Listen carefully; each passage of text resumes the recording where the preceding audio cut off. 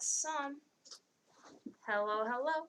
Welcome to another week of Doctors and Dungeon Masters. I am Kelly Breivik, a PhD student at UWM in Plan H, and I'm the Dungeon Master.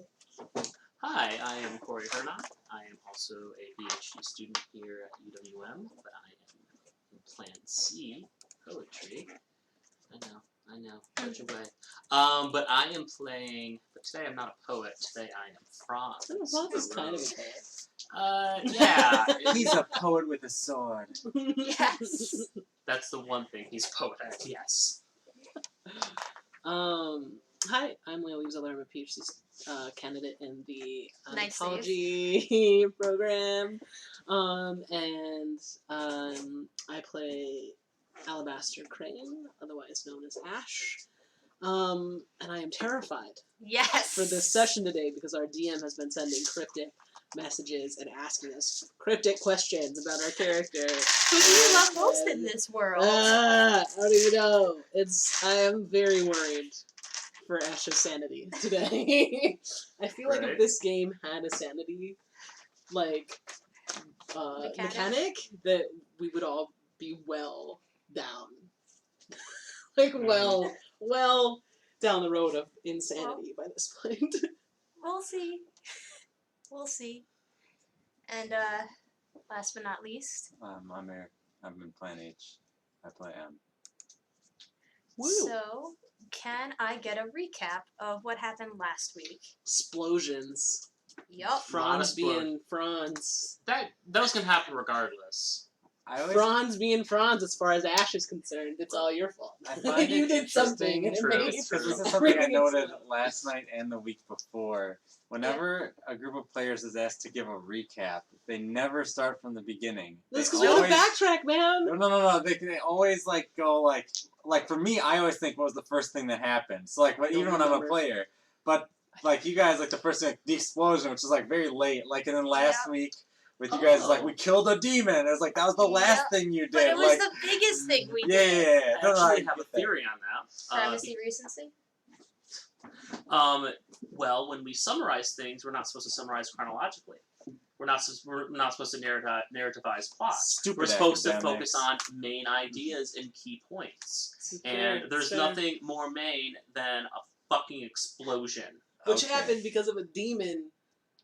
It happened because of Franz. Well, stay in character. It happened because a demon decided to go crazy that used to be human form and now is... But it's not a demon because it's not from the demon plane, but it's something. I just say demon to kind of help with the aesthetic of what you're facing now. I have a question, actually, about how this demon works. So is it that whenever the demon goes from human to demon form that there's an explosion, or that they create an explosion when they transformed? Who cares?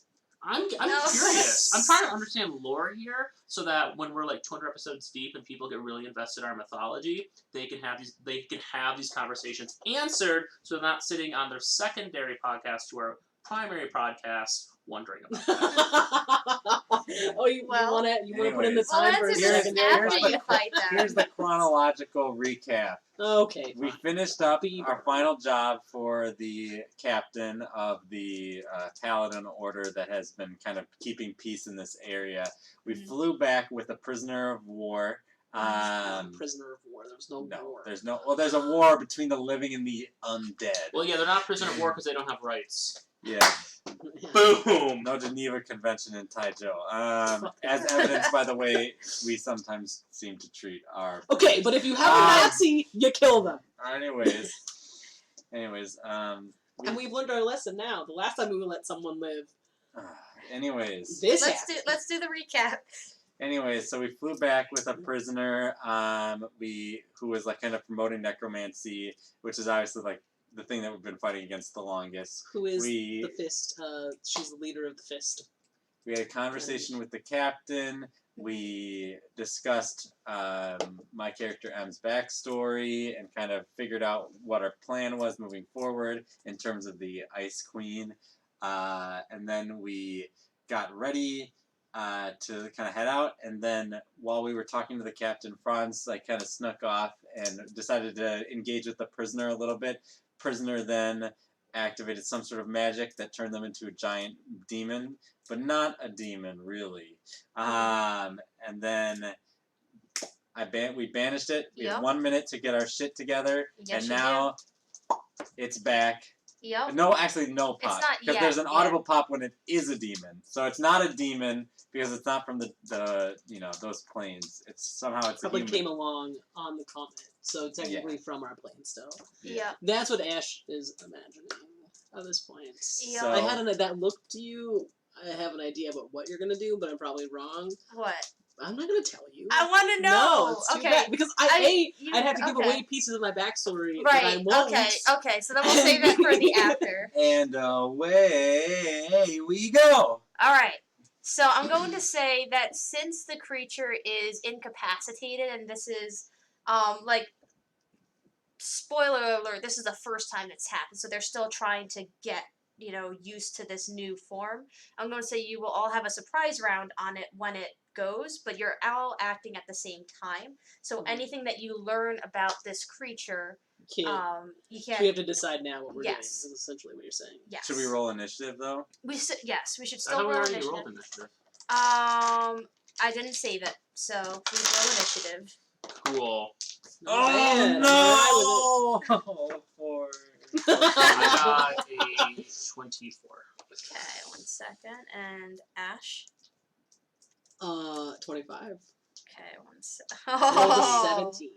Rolled a 19. I actually have +8. remember. Obviously we're Fucking we're going with the new initiative that I just rolled, but I remember last week was like the first time I actually went before you two. When we had the initiative in here, because I did the instant banish right before anything happened. Yeah. You're So, right. but obviously I'm So, behind the curve now because I got a 6. tell you what we are planning to do Yes. before we actually before you say, okay, this is what happens because you do that thing? Yes. Okay. Is this going to use our reaction?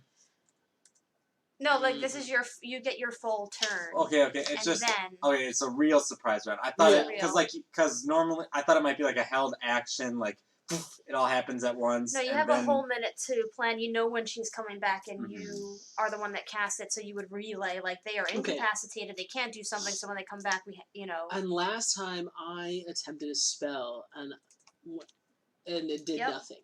Mhm. So I'm just throwing that out there. Is what I tried to do. Crown of Madness? Yeah, I think or... I tried to do Crown of Madness, and it just was not even. It has not even have to roll. It has the indomitable trait, so to speak. Yep. All right. So. But I finally get to use my ring. Yes, you do. So that's you do. positive. Okay, so can I ask the DM a question that may require my character to make a roll? Sure. Do I get the sense, I know that this person is a spellcaster already, but do I get a sense that in their new form that I only briefly saw that they'd be able to cast spells? I don't think that you would necessarily be able to know that. Okay. Looking at it, I mean, It's even also just, not what you thought it was, too. Yeah. Looking That's at it, true. it's definitely a magical being, but you don't know. Okay. And you would probably say, all right, magical beings tend to, have some magical properties to them, but it's difficult to know whether or not that's all it does or anything like that.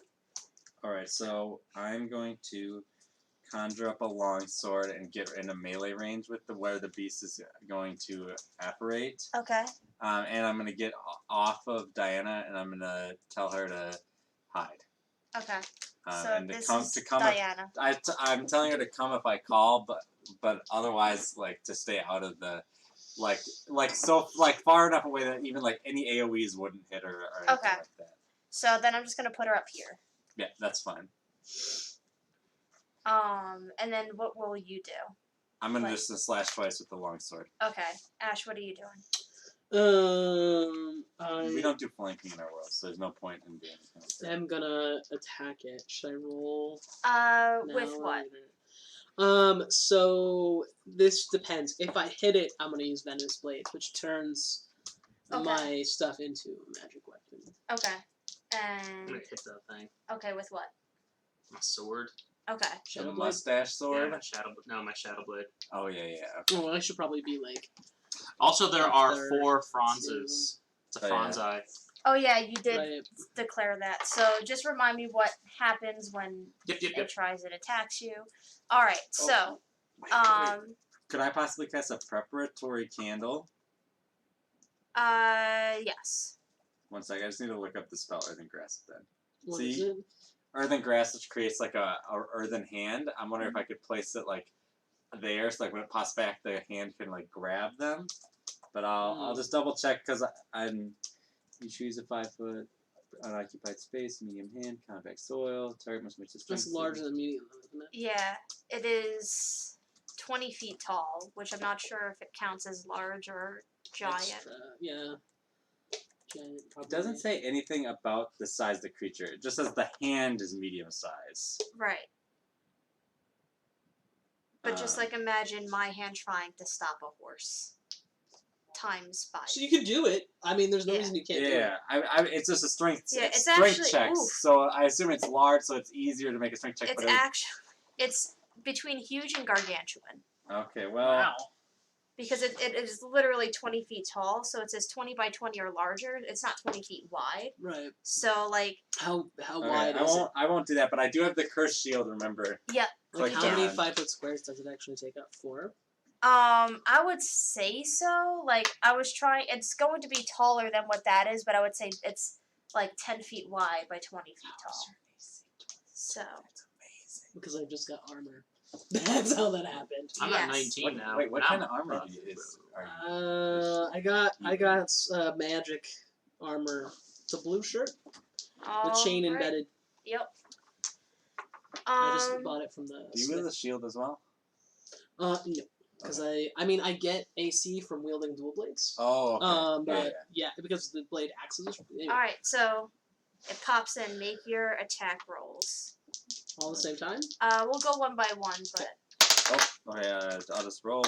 +9. Natural 1, so that's probably not going to hit. That's Why are you at disadvantage? I'm not. I rolled 2 just because Oh. I make 2 attacks. Gotcha. So the 10 and natural 1, but is a 10. mhm. And then a 27. The 27 hits. Okay. Should get all my dice ready. I got so much dice. That'll be 9 damage. Okay. And what and kind of damage? It's slashing from a magical weapon. Okay. Thank you. And I can look up the specifics. Is Oh, no, it it's going fine. through? Okay. It's going If through. it wasn't going through, I could look up the specifics of the Warlock pack weapon just so that we're Yep. on the same page. But if it's just going through, because the pack weapon is basically supposed to be like a supercharged magical weapon. Yep. So one hit just doesn't do anything. With the second hit, I just drive the blade in. Nice. And this thing is climbable. I'm just trying to understand. It's like swirling mass, so like it's not necessarily climbable in the sense that it's like moving too much. Like I want to imagine like a tornado of ash. Like there's some stuff that you can hit. There's like some physical things, but it's mostly like cloud and ash and swirling in the form of kind of like a hellmayor / demon. Okay. Ash, your turn. Cool. All right. So this one is going to be first attack. Okay. Which just means if that doesn't hit, the second one doesn't. It didn't happen. Okay. Of course. You got this. I believe in you. What was that? Does that do anything? You have the power of friendship of anime on your side. No. I have the power of God and anime. This is gonna be a 12. That ain't gonna hit. Okay. And inspiration to whoever is after me, That's me. I imagine. or Tomas. Whoever. Okay. Yeah. Whoever's fucking here. Yep. 1 inspiration. So D6 to you for whatever Cool. you want to use the next 10 2 minutes. minutes. Cool. It's only on attack rolls, right? No. Or saving Isn't throws? it one thing in the next 10 minutes? So one thing in the next Yeah. 10 minutes, anything but damage. Okay, that's exactly okay. So poops on it, because fuck that thing. Uh-huh. Gonna need that, because that's gonna be... Math is hard right now. I got this. Jesus. 14, but Won't do I'm it. adding 5. That's a 19. Yup, Cool. that inspiration helped. It did. It did. So this is going to be psychic damage plus thunder damage. Okay, pause before you do it. The thunder damage roll separately. Interesting. It's a 1d8. Boom and blade. Okay, so that's going to be 14, Nice. 18, 19, 21, 26. That is 31 points of damage Okay. regularly. Plus, imagine this is halved. Yep. Cool. That's going to be another 8 damage. So 36 points of ouchies. All right. It takes it. It's not going to like it, but it's taking it. Nope. Next up, is this paladin, who's going to 5, 10, 15, 20. Why is he doing that? He's got like 3 HP. No, he used all of his. Okay, so no, he has like 10 HP. I mean, you want him to run away and not be Yes. a meat shield for y'all? Yes. Ash will actually probably yell that at I him. will be the meat shield with my We are our incredible own meat AC. shields. So he makes one attack, and it looks like it should have hit, but it doesn't. Like just the damage doesn't happen, and then he realizes that he's got to do something extra. So he poofs up his beefs up his blade with this shimmering divine light. Oof. 6. Okay.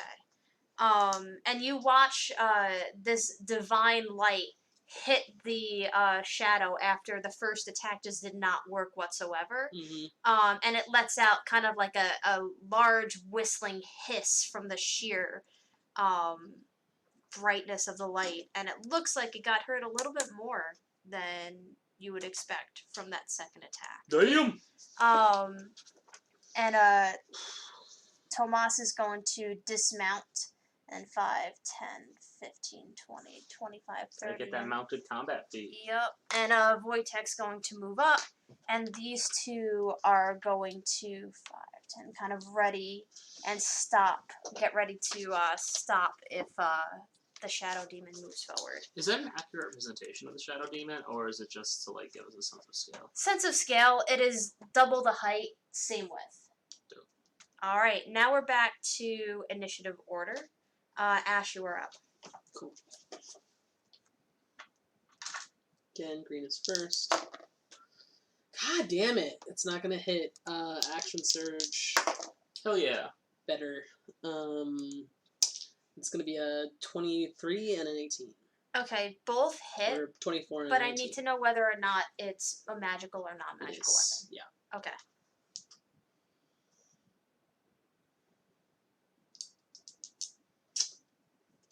What am I doing? What is Use this one map gonna take? time so people can see what's going on. That is important. Alright, so it's 7, 8, 9, 10, 13, and 13, 14, 15. Do you have a 16, magical 17. weapon? I have Venomous Blades, which Oh, only makes it works magical. sometimes. Sorry, 16, 20. Okay, Do you want a what magical kind weapon? of damage for each of those? All poison. Well, no. Shit, I'm gonna have to re-roll it. I did it. Okay, it's very important to know what kinds of damage. Oh, I did better this time. Is that gonna be okay? I don't care, it's fine. Alright, so that's 10 poison, 5 regular, 11 regular, and then 18 total poison. Franz throws Sorry. you Okay. a scimitar. 11 poison. Wait, no. No, it was Sorry. the opposite. It was 11 regular, and then 18 poison. the poison just gets shook from them. Okay. But the magical weapon, slashing, piercing, whatever it is, Piercing. worked. As a free action, can I just like inch my butt with a scimitar on my side up to Ash and be like, Do you have a magical scimitar? Yeah, it's Do called. you have 2? Well, I'm using a shadow blade right now, Uh-huh. and I doubt you want my crit rapier. So if you No! want to take my mustache machete, Take it.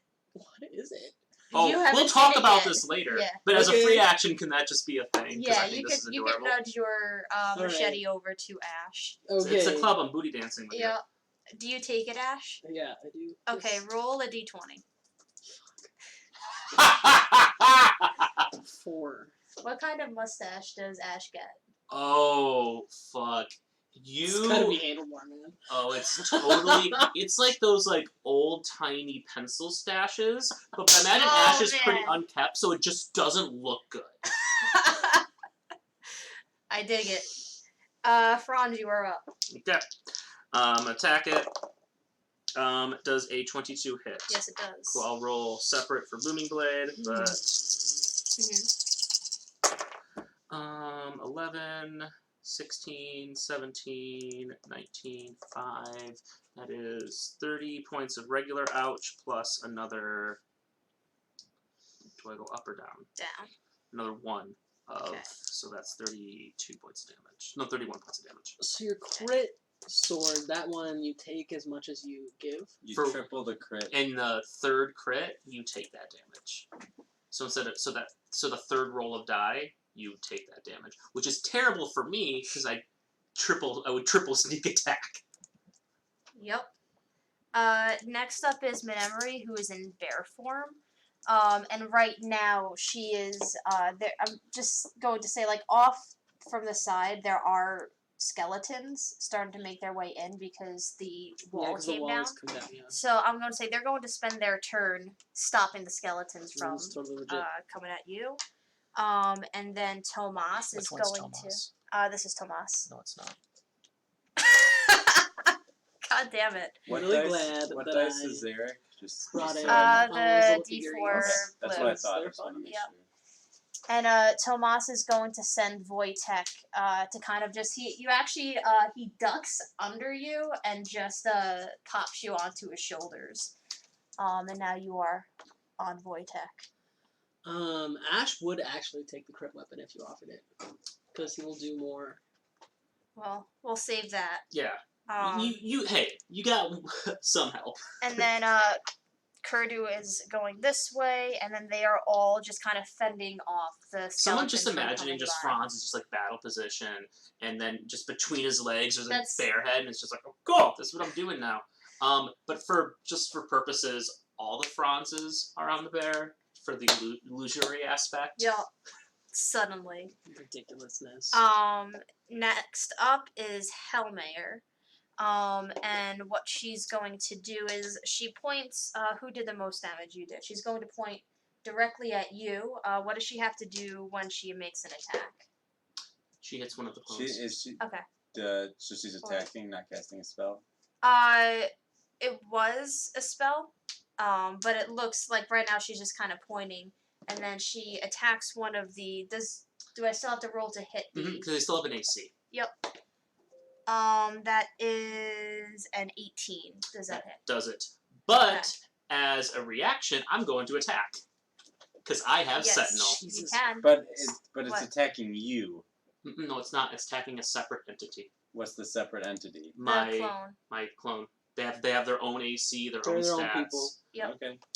That is What makes 19 this shit hit. such a fucking That'll hit. monster? Cool. So I can't Booming Blade. I can't cast spells, but I can still hit it. Mm-hmm. Yep. 10, 14, 17, 18, 25 points of damage. The What? language says creature, not, and you could argue the illusion is not a creature, but whatever, I don't care. And then We'll decide it later. one of my clones disappears, but there's still 2 more. Yep. And then what she's going to do, after seeing that you're kind of tricky, who else did damage this turn? You did. She actually just makes a whip at you. And a 22 hits. Yeah. Okay. And you watch this whip just kind of wrap around Ash. And then it squeezes on him as she makes a... Oof. Jesus Christ. 18 necrotic damage. 1 second. So, okay, I know what spell that is. And it's homebrewed actually. Oh, So. okay. It's a And lot some of the like, fissures that were created by Franz as he hit her just start to heal as it's drained out of you. Mm-hmm. Next up is Em. 18 total. Yep. Okay, I'm just going to... Do I feel like I could slash up that rope that's attached to Ash? Roll a free perception Okay. check. 10. It seems more like something that Ash has to get out of on his own. I'm not saying it's impossible, but you're going to have to sever. It's like severing a spell, pretty much. But it's not a spell attack. She's actually like using part of like she's turning her arm or like part of her arm became Some like a strength out lasso of rope. it. This is what it's Yeah. like a grapple. And then as like that became a rope, a new arm formed. Does that make sense? All right. Yeah, I'm gonna circle around and I'm gonna say, "Come on, you ugly piece of shit! Don't you forget I was the one who captured you." And I'm gonna take 2 slices. Go for it. That's gonna be a 17 and a 27. One hits. Okay. And my first attack the attack does 13 damage. All right. Next up is Franz. Cool. I'm going to attempt to attack the thingamager. And that's going to be 24. That'll hit. Cool. So just regular damage.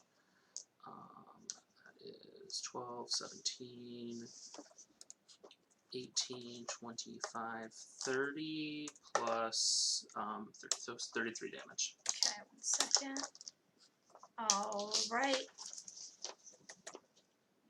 Just so you know, she's taken 151 damage, like actually plus 18, and she's still standing strong. You're like, fuck you. Yep, but I'm just giving you a heads up. And then these 3 are, let's just see how well they do. Oh, yeah. Alright. Menemery is just hauling ass. She is slicing through these skeletons. Tomas and Kurdu don't fare so well during that. 1 second. I mean, they're still holding them off, but they're doing it at the expense of like some of their health and ability. And next up is Hellmayer. Oh no. Wait, we did Ash. Ash isn't gone again. Yeah, no, I'm sorry, I skipped. Ash. Yes, I skipped you. I'm sorry. So we're in a new round. Yes, Cool. I'm So sorry stop about the that. round now. Yes. Okay. Cool. You just delayed your action because you were grabbing the sword. Yep. So I need Thanks. you. Oh, I'm sorry. Before you make a strength check, can you make a con check? Nat 20. Nice. So you felt this drain start to like just create almost what felt like a permanent just wound, but you just you fortify yourself and you steel yourself and you shake it off. Make a strength check if you would like to get out. Cool, yeah. Under his breath, he's like, "Bitch, I've seen bigger monsters than you." And I call her mom. And they're called mom. Exactly. Strength check is going to be a 24. Yep, you get out. Cool. Thank you, dice.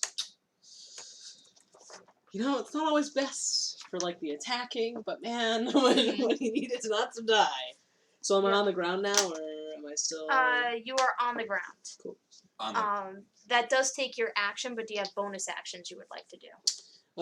Yeah, I'm gonna throw an inspiration at M. Yeah. Okay. Do you need to see in order to do that? The creature? What? In order to give inspiration, do you need to see them?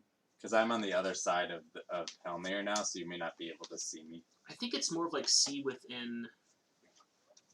I can double check. I mean, if you don't. Yeah, you do have to see I them. want it. I like having inspiration. I make rolls. I just want to, you know, I don't know if I'm visible to you right now because like it's described as this huge fog of ashes between That is us. up to Kelly. Kelly, can I give my friend inspiration or Can no? they see between the You're saying legs you maybe? Yeah, I'm gonna say you're able to spot while you're doing, because at one point you were reeled in. So okay. So to do so, you use a bonus action on your turn to choose one creature other than yourself within 60 feet of you who can hear you. Okay, you're So Oh yeah. So that's- it's like way to go. It's like yeah. So yeah, it's like, because it's about where you are and whether or not you can hear my yeah, it's about inspired hearing. shit. It's not at all about sight. So Right, yeah. yeah. Okay. So I have a what's the dice? The That's how you get D6. blind D6 added to a D20 roll. Yep. Not All right. Cool. Okay. Franz, you had And your I have turn. that until I use it, Yep. right? So I 10 can, minutes. And then we yeah. went 10 through minutes. those. So Okay, now so we're back to I'm gonna wait for Hellmare. like some sort of saving throw. Or Yeah, something. it can be Who is anything. going to- Do I have to know the roll? Like, can I roll and then decide? You can roll and then decide, but you cannot decide after she has told you whether or not It succeeded Yes. or failed. Okay. Right, so you can do it after you've rolled, but not Oof. after she said something. It beefs it. The attack at you. She So the pretty curse much, shield, boom! Yep. Just- She just shoots a flurry of bats at you, and you just, you All right, shrug them off. okay.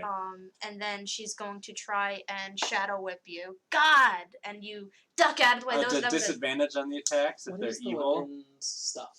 It's just Oh a yeah, D6. you should D6. probably start. Yeah. So Well, those it ones didn't both need it. those Yeah, ones both they failed. both failed anyway. Cool. And I'm just gonna Um, taunt it again. You know, like I'm really trying to draw all the attention And I'm going onto to say that third attack, because she gets 3, she's going to try and shadow whip you again Okay. because of that. And with disadvantage, is a 17, which is not going to hit you. No, not with the So, cursed shield up.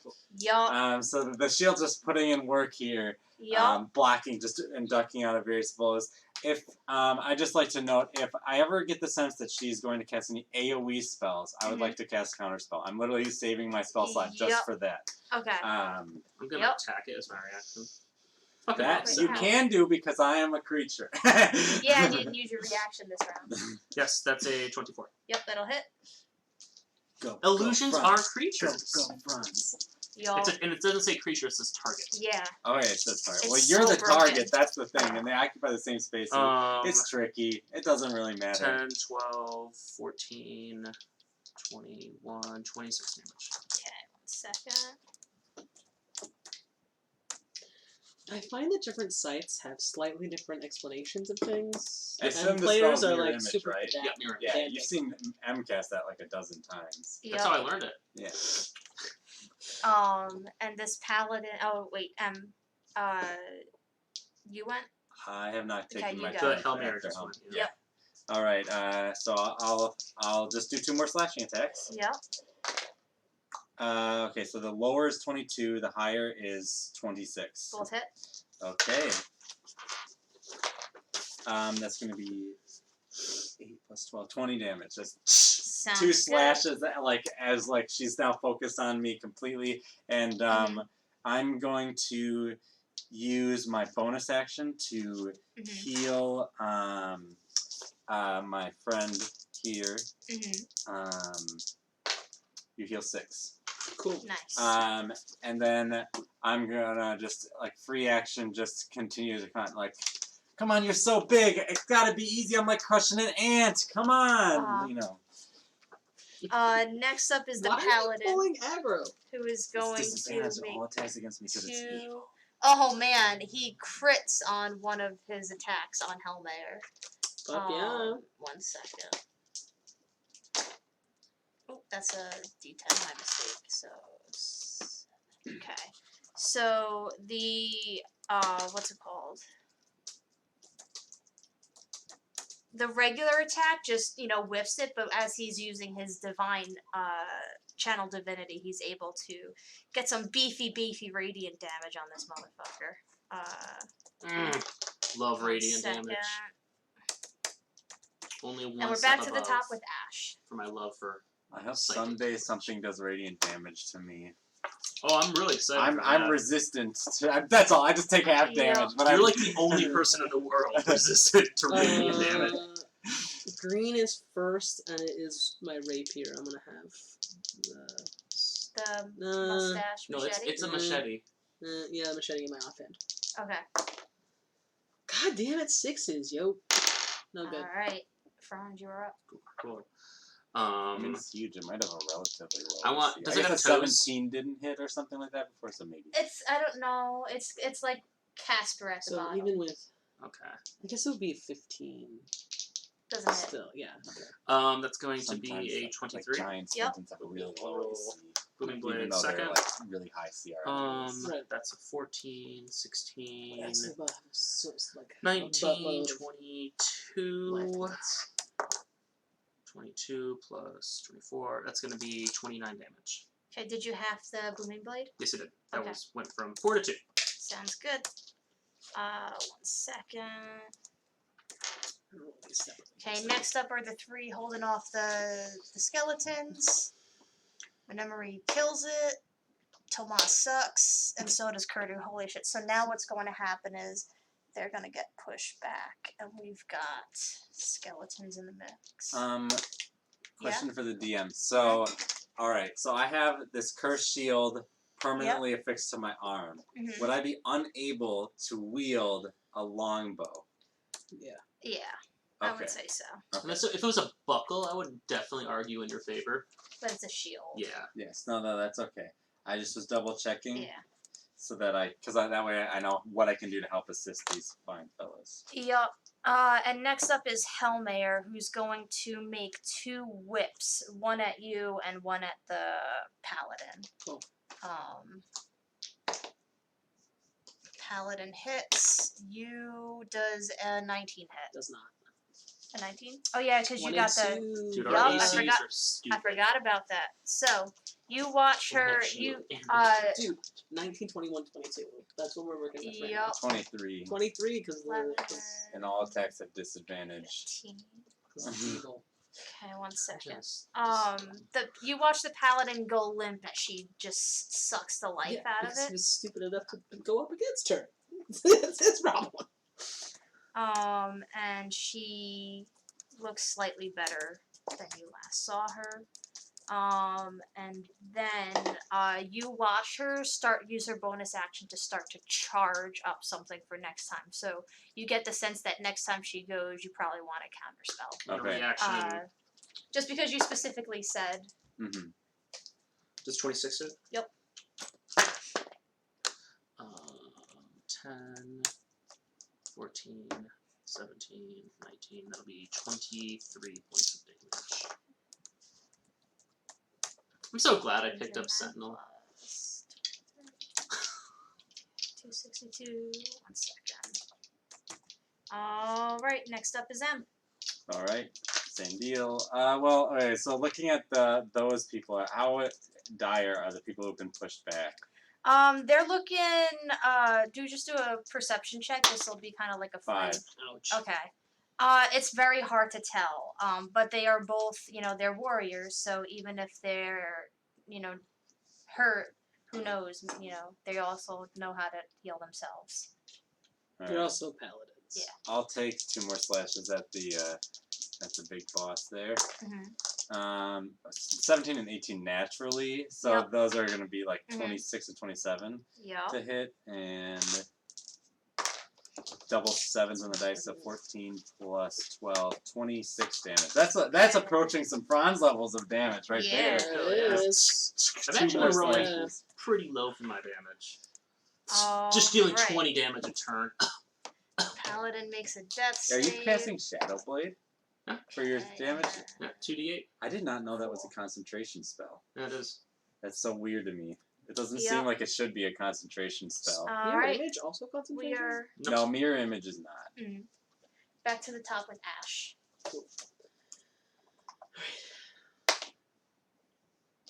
Like a bonus action cast, which is what is really nice. Inspiration for Franz. Hey, thank you. Your turn. I rolled a 2, so I'm assuming it's not it. I'm going Probably not. to what I call poop attack it. Okay. That's my favorite thing in the world. That's going to be 26. Yep. I'll do Booming Blade separate. Just 10, 16, 19, 22, 27, plus Oh shit, y'all, it's a D8. not a 29, D6. Okay. Good to know. Okay. 34 points of ouchies. Okay. 1 second. It's a D8, not a D6. Oh, it's a D8. That's right. You took the bard level up. Oh, Yup. look at you! You went And back then to let's your just- college studies. Oof. Alright, so Menemery starts to get overwhelmed, but she's holding the line. She did such a good job the first 2 times that she's not pushed back. The other 2... God! Oh, wait, this is a D12, so never mind. Still does awful, both of them. And they are pushed back some more and take Hey, but some now they're in my damage. inspiration line, so Yep. Okay. there's that. And just so you know, there's only one dice there, but just imagine a skeletal swarm. Yeah, I'm imagining like a swarm Yeah. is like encroaching further and further. Yep. And next up is Hellmayer. Describe counterspell. You attempt to interrupt a creature in the process of casting a spell. If the creature casting of the spell third or lower, its spell fails, really in this case fourth or lower, it has no effect. If it's fourth or higher, they make an ability check using my spell casting ability. The DC equals 10 plus the spell's level. On a success, the creature's spell fails and has no effect. Okay, the way that I worked this out was like a level 5 spell. So what should I do for a level 5 spell? Then I need to roll. Okay.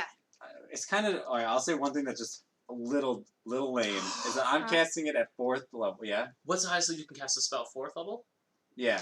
Oh yeah, it's 5th level. So Yeah. you have to roll less though.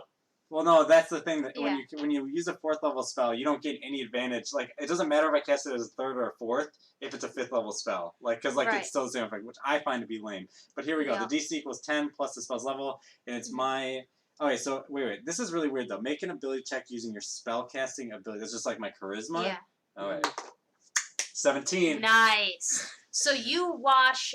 It's a combination. Like she opens her mouth and there's just crackling fire and thunder and dark energy and this like kind of like sonic boom almost. And it seemed to be even worse than what might have happened down below.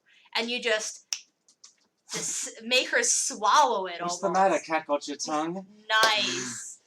And in reaction, she just lets out like a demonic like howl, but it's not like the attack, but it's just like, oh, she is pissed. It is, what's it called? Your turn now. And that would have been nasty, just so you know.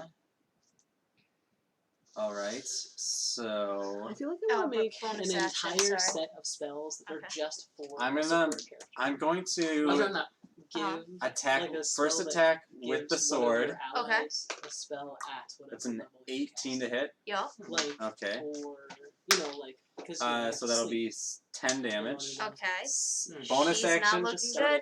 She's not looking Not looking good. good. Because then one could give. Okay, I'll just Yeah, slash. right there. I'll slash again. I was gonna turn it into a javelin and throw it at one of them. But if she's starting to look kind of beat up, second attack's only 17 to hit. Yeah, that's not gonna do All right, so second attack. 17 doesn't meet. Shit. All right, it's back up to the top of the round, correct? Yes, but the paladin made his death save, and he's back up again, looking real rough. But that's his turn. Like what? Did he nat 20 it? He nat 20'd and then rolled a 12. Oh, so okay, he nice. he knew he needed to come back. you have Ash. a higher calling. Yes. Oh! What? I've been meaning to use. Can I retroactively add my Divine Smite to the hit that hit? The Holy Smite I get once a day from my sigil. I keep forgetting to add it. I'll just do it I'll do it on the next one. I'll hopefully land it. There won't be a next one. We're Nope. killing it. Who This Who knows? Who knows? turn actually. Who knows? Who It probably has more than one phase because I showed Kelly that document about boss fights about 2 weeks ago.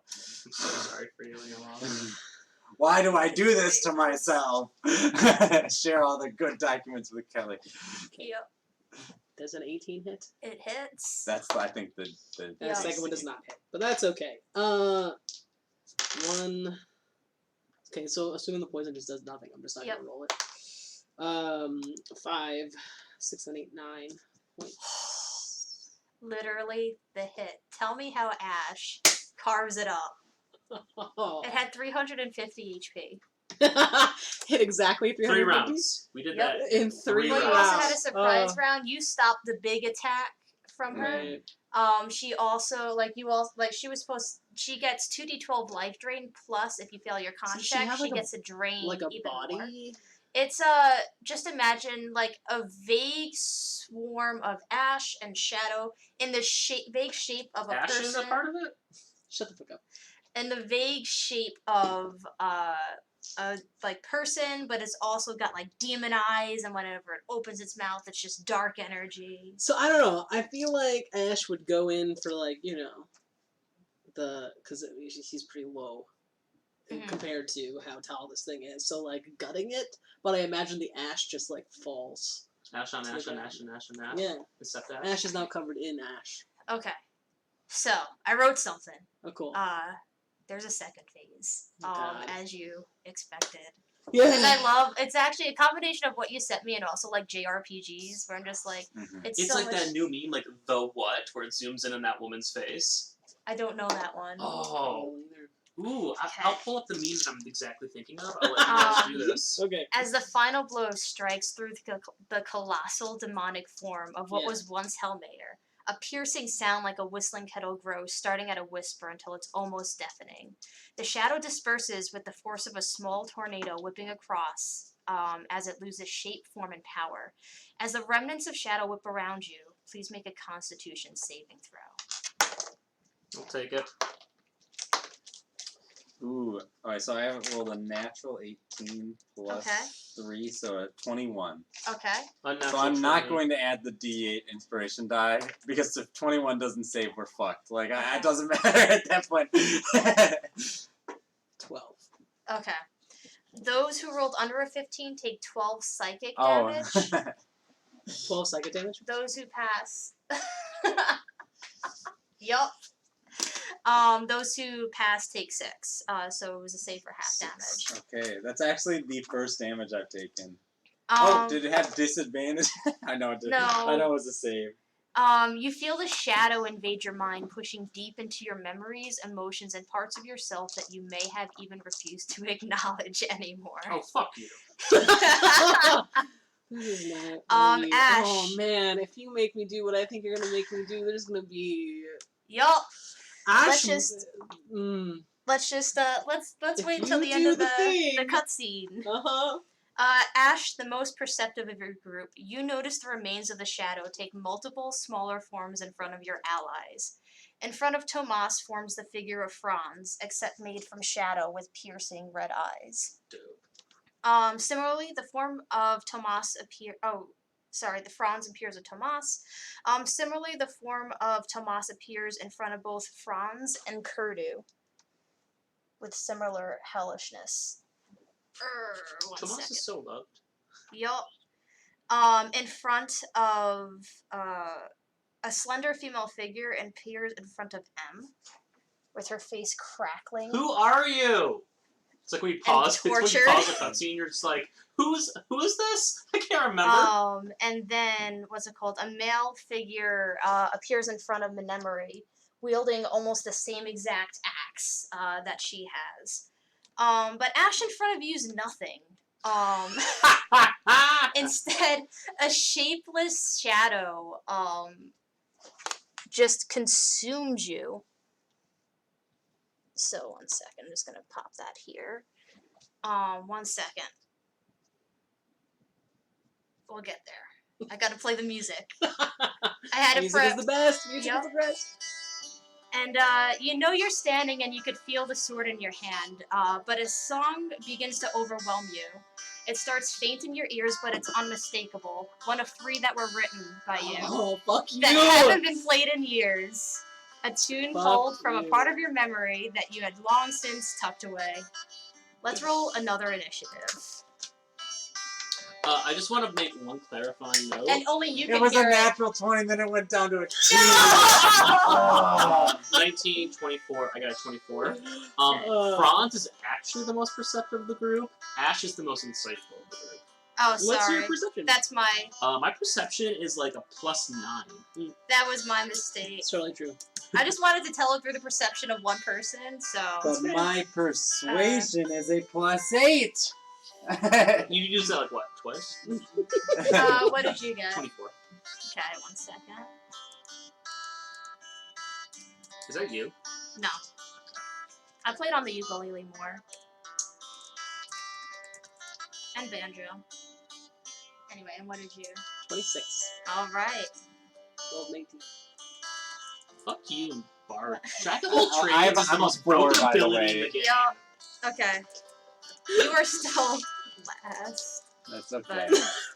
Let me just erase all these. Going last, you still get as many turns as everyone else. You just wait a little bit longer.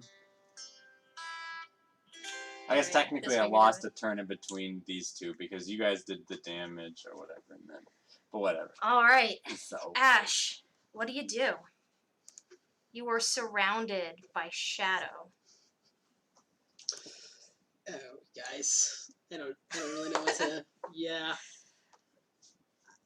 it's gonna take Ash a minute. So Ash just falls to his knees. Okay. It's been a long time.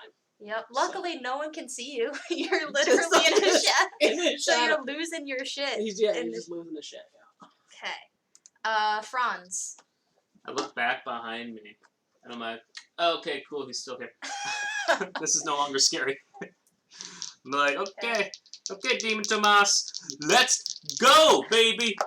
Shadow on shadow action. I don't know if that's a hate crime, but it is now because that is an 18. That just does it. Hell yeah, Boom Blade. Is it resistant to psychic damage? I don't know. We'll find out. Oh, nice. Well, that's sad. Rolled 1 8 and then 2 1s. Oof. So that's 10, 14, 22, 4, 29 points of ouchies. What kind of ouchies? Most of it is psychic. Okay. Then there's one damage. One measly damage That of is thunder. Okay, the measly damage of thunder. What was that? A 1. Okay, so it's still 1. Okay. But roll the thunder separate. Yes. I get this. Yep. Next up is Menemery, who takes a moment. Oof. And she steps back. And she tries to just steal herself. But it takes like the full round to really just get ready to attack this person. Ash, make a Constitution check. 14. Okay. All right. You take 14 points of psychic damage as you feel like it feels like you're literally suffocating. In this. That sounds about right. Yeah. Next up is Shadow Franz, who's going to make and here's the thing, this like it takes the form of you, but it's not making your attacks necessarily. Like it looks like it has the same things, but it's You look cooler, but you aren't cooler. yeah. And does a little dancey type of attack, and Tomas actually dodges out of the way, maybe because like it copies your moves and he knew how to get out of the way of it. Brother, do you want to switch and just fight ourselves? I don't know if it'll do the thing that you do, Franz. And he doesn't want that sneak attack up. And I'm gonna say there's a Shadow Sova on top of the thing as well. Now that is an abomination to everything we know and love. Okay. Kurdu, he is very nearly taken aback, but he steals himself and he just makes 2 attacks at Shadow Tomas and both miss. So like he's able to mentally prep himself, but he's still he's pulling his punches a little. And next up is your Shadow Brother, who's going to make 2 attacks at you. But Bring it! So it rolls a 16. Does that hit you or your clone? I have to roll. Okay. So basically what happens is you start with it being 6 as the baseline. Okay. And then you destroyed 1. Now it's 8. I rolled a 10. Okay. So now you have to roll. What was the roll? 16 plus stuff. So. Yeah, it hits. So Hits it you? it just disappears, and now I'm gonna attack it. It's 23. Oh, and I'm just that does hit, but I'm still confused by mirror image because I thought that So if attacks another target other than me. But it's trying to attack. So no, I understand the sentinel part. Yes. And I. So the way that it works is mirror image is you have a bunch of illusory clones in front of you. Mechanically what it's trying to represent is the fact that the enemy doesn't know which one is which. So even though it's intending to attack me, based on the roll, it's actually hitting something else. Right. It's like an anime. No, it's the rolls. So you rolled a 6. I rolled a 10. A 10. Okay. And so I roll that number, and so it turns out you thought you were trying to attack real Franz, but you talk. Thank you. So it's like, we're just playing illusions right now. Like, you think you're all cool, Shadow Demon, but I'm cool too. Okay, so now you're down to 1 duplicate, so you have to roll. It's like a 12. An 11? Yeah. No, yep. even better. But that's the next time, and then you hit. Cool. Shadow It's Tomas. 9, 11, 15, 18, 21, and that is going to be 26 points of damage. Alright, you take out your shadow brother. As he attacks one of your... Does a psychic damage... Let's pause for a second, because you took psychic damage. Roll a con check to keep up. No, that's not... That's for Shadow Blade. Yeah. Can you just do a con check for Shadow Blade? Sure. The con check, I'm going to add my inspiration die. Cool. That's going to be 17. Okay, yeah, you keep it up. But Shadow Tomas is dead. And now we are up to this shadow form, thank you, that moves up and Sorry, that was attacks just for me. Memory. Oof, and crits her on 1. Oh my god, and crits 2 times because they both have the fighter feat where a 19 crit, so it's gonna be bad. At least it's not you guys. Wow, okay. That's bad damage rolls for it, so 5, 8. I love when it happens. It's a crit! You get hit for 4 damage.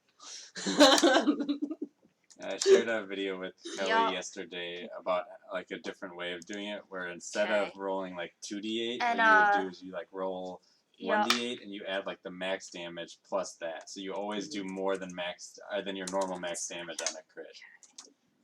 Memory takes a lot of damage, and she's not looking great, but she's definitely, still looking in fighting spirit.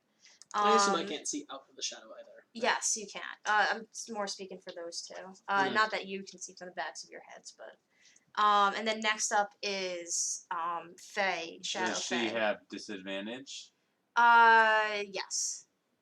1 second. Oof! That's a 19 and a 20. Okay, So at least you don't get crit. Yeah. And it What's the bonus though? Is it because does it go up to 23? It's Okay. +7. Okay. And then the second one is a miss. But you still take 13 points. And this is all psychic damage. Okay. 1 second. Doing great. I'm still at more HP than I have had for a long time because of that tough feat. So I'm doing okay. And then next up is Kurdu's Tomas, who makes 2 attacks at him. So there's 2 Shadow Tomases. Oh my god. Not anymore. Yeah. So 1 crits and 1 still hits. So that's going to be... Okay. He goes down from Shadow Tomas. There's still a big skeleton army encroaching, or did the skeleton army get destroyed when... You know what? Just because I don't fucking like keeping track of it, it got destroyed. With the That's a tornado. real thing. Yeah, because I have an initiative about like 15 deep right now, so pretty much the functional use of that skeleton army was to damage them and to just keep people occupied. Exactly. And then if we really fucked up fighting that demon. Yeah. Yeah. And next up is Tomas. I just want him to roll a quick. He hesitates for half of his turn, because even though he knows you're right there, and he knows this is, a shadow demon, but it still looks too much like his little brother, so he only takes God 1 damn attack. it, brother! Fight me! I think you see him hesitate, and you say that. And then just for flavor, he just gives a good punch, but it's really hits. He's using his sword, but I want you to imagine him punching and using his divine. Holy shit, he does a good job on that. There's So nothing 1 better second. than the Divine Smite. Yeah. 10 plus. 1 second. Can Malai cast Divine Smite yet? No. No, because she has a hit level 3. Holy shit. He just with the sheer force of this 1 attack knocks Shadow you prone. Dope. 1 second. Oop. That is the most dope. 1 second, and then we're down to M. Do I feel like I could attack the shadow that is enveloping Ash without her harming Ash? Do an Arcana check as a bonus action. Ooh, spicy. Bonus action. Don't you have your own shadow in front of you right now? Arcana, that would be a 14. It seems to be like the spell darkness with a couple of extra things going on with it. So if you have something that could dispel darkness, So I can't attack the shadow that's enveloping? you can't attack it, but you can cast something if you wanted to dispel it. Alright, let's just blow up this this shadow that's in front of me then. Mhm. I'll make 2 attacks. Oof, not great, but 16 and 12. Both miss. Both miss. Okay. Next up is Ash. Yeah, Ash is still down. Okay. I'm making my own rolls. Yep. Just make a con saving throw. I think I made it this time. 22. Okay, you take half damage. Which is 17 half down to 8. Franz, you are up. So, I know I just want to flavor it this way. Mm-hmm. But I want this to be based mostly on my Shadow Blade. Uh-huh. I want to trample Shadow Franz with Wojtek. Nice. Okay. So, that's good. That's gonna be a 21. Yep. Cool. Because I have what? I'm gonna say he does the little like moving Yeah. over, and you use his dash in your action. Hell yeah. That's gonna be 16. Oh, you have to separate one of these.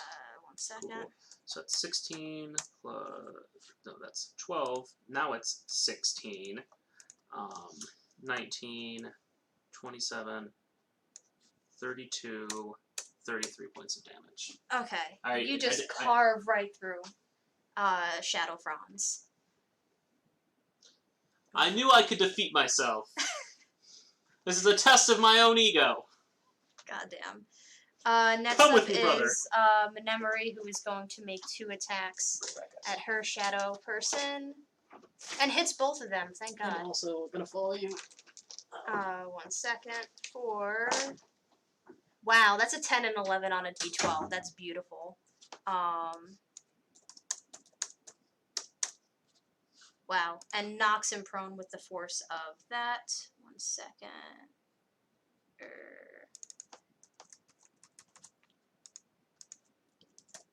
And then next up is darkness, which miss. Okay. And then next up is Kurdu, who's gonna make a death save. It's just a bunch of fucking NPCs at this point. Alright, he fails 1. Next up is this one, who's gonna make 2 attacks at her. 1 hits. Okay.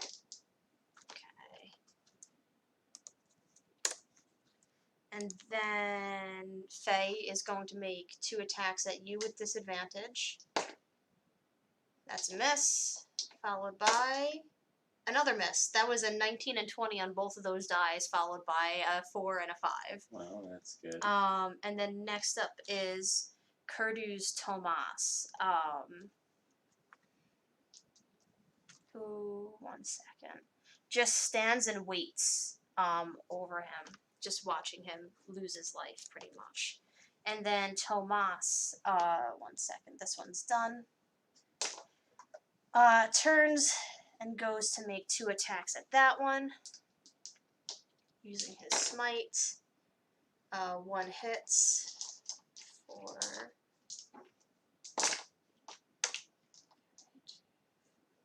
Jesus. 1 second. And then M, at long last. We'll go ahead and make 2 more strikes, I guess.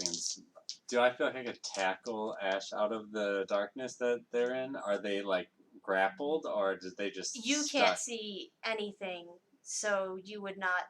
It's literal darkness.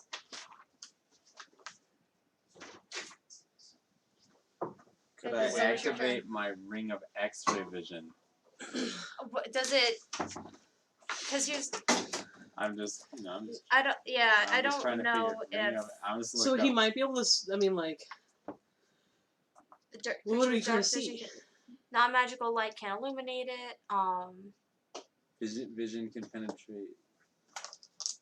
Let's Solid objects appear transparent and don't prevent light from passing through them. The vision can penetrate 1 foot of stone, 1 inch of common metal, or 3 feet of wood or dirt. Thicker substances block the vision, as does a thin sheet of lead. I'm going to say you could use it and make a perception check.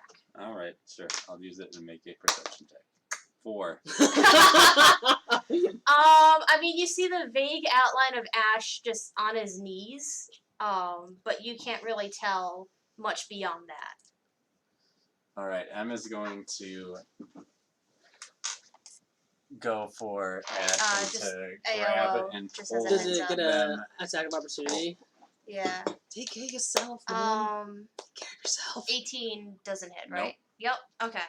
As I start running, like the shield just boom, and just, Yep. and, like Nice. whips my arm around, and I'm gonna try to Nice. grab Ash and pull him out of the Okay. darkness. Just a quick strength check. My strong suit. 9. Okay. Just make a con check. My strong suit. 13. Okay. 1 second. Okay, so you're able to pull him out, but it takes a while. And you can feel just the swarm of doubt of you see like images of like Faye dead or lying on the ground, and you just take 5 points of psychic damage from spending time in that area. But you do pull Ash out. How's Ash looking? With a shitty That's a pencil real. mustache. Yeah. No, he doesn't have. He dropped his weaponry. So whatever Oh weapons no he had, no! it lasts forever. How long does it last? Until Until you you shave shave it. Ew. It's hair. Jesus. Don't Ash was shave more with it. He would be Do I like, ew. Do I still have a bonus action? Yeah. Oh, you thought it was that easy. Alright, huh? so is Ash still up? Ash has plenty of HP. Yeah, that's not the problem. Alright. Yeah. So I'm pulling Ash out. Ash looks healthy, and someone went down. Kurdu. Kurdu! You have 6 HP. Nice. He was at 1 fail. Okay. Ash, it is your turn. As soon as you're pulled out by M, the music fades. And you Good. see. So yeah. So what is it? Is it just like a black swirl? Like, is it something we can defeat? Although he only has 1 weapon now. But I would say there's more question marks over that than there are the other things. So you can take your time to study this, but that would be your action. Or you can attack. Studies for nerds.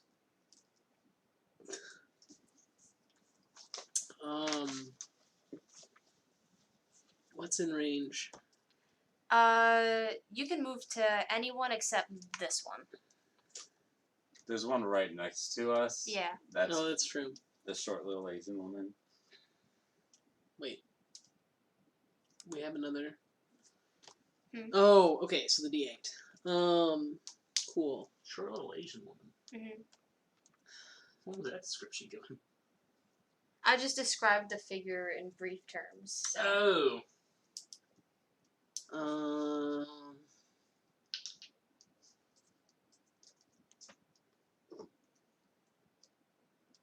Yeah, I suppose Ash will go attack.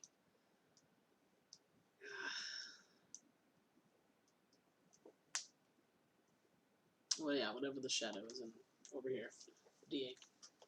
Okay. I guess I should be rolling a d6 on all the melee attacks that ever attack me. I forgot about that. It's gonna be a 26. That'll hit. That was a thing you added to my celestial armor, which is OP. For 5. All right. Next up is Franz. Cool. Who needs? These both are equally damaged. He's looking more hurt than her, but she's also looking hurt. Yeah, but also Tomas is helping. I'm gonna go over to the one on the left. Okay. And try to attack it. Oh, can we go? Oh yeah, you got us into map view. Thank you.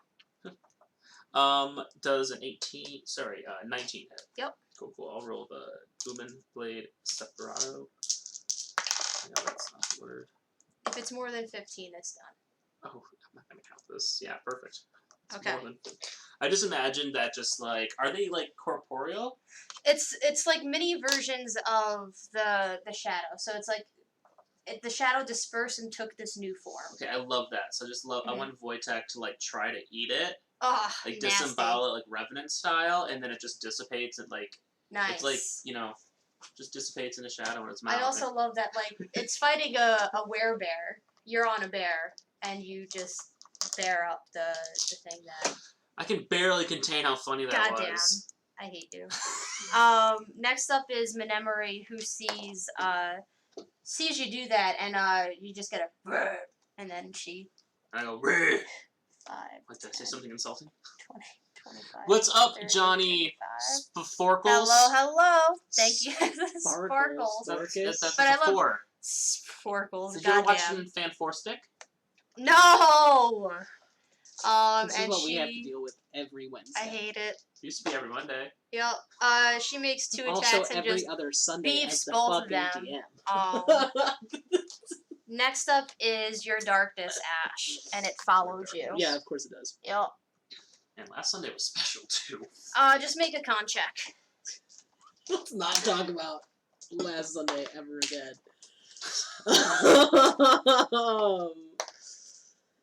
So that's gonna be a 21. Okay. So you take No, half 21. damage, and you take 4 psychic damage. No, that's not bad. Okay. Next up is Kurdu, who is going to attack Shadow Tomas. 1 second. Both hit. Hell Bless. Oh shit. Where's Shadow? There we go. 10, 14. Oh yeah, he just carves right through the Shadow Tomas. 1 second. And then next up is 1 second. Faye, who 5, 10 moves up to you and makes 2 attacks with disadvantage. Jesus, this is really helping you because okay, finally at long last, a 23. I mean, you hit me once. And Yeah. 23 is my AC. I'll just use Yeah. my shield shear to add Those- +5 to my AC. You're doing your reaction for shield, or Yeah. nice. Because every time she's getting like a 19 and a 20, this has rolled me so many crits. So yeah, you use your Can reaction. I roll for that? Right. Next it might up not work for is you though. Tomas. It won't. I never who roll well. puts his hand on Kurdu and heals him for quite a lot. 1 second. How many shadows are left? Just 2. the Shadow and Faye. And next up is M. Because Tomas. I might as well kill this shadow in front of me. Kill it. Okay, so that's going to be a 23 and 24. Both hit. Alright, I'm going to use my Divine Spite to add an extra 2d8 onto this attack. Okay. So that's going to be Radiant if that matters. It does Oh, because it that always does double matters. damage. Cool. Just double? Damn. Oh, vulnerability. So, I didn't differentiate. We'll just take these as the Radiant damage because they're the lower ones.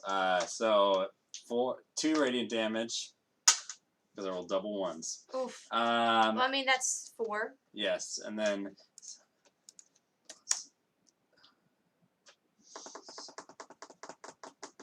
19 regular damage. Okay. Alright. She's looking bloody. Next up is Ash. This is, Music is in your ears. yeah, that's the problem. Just so you know.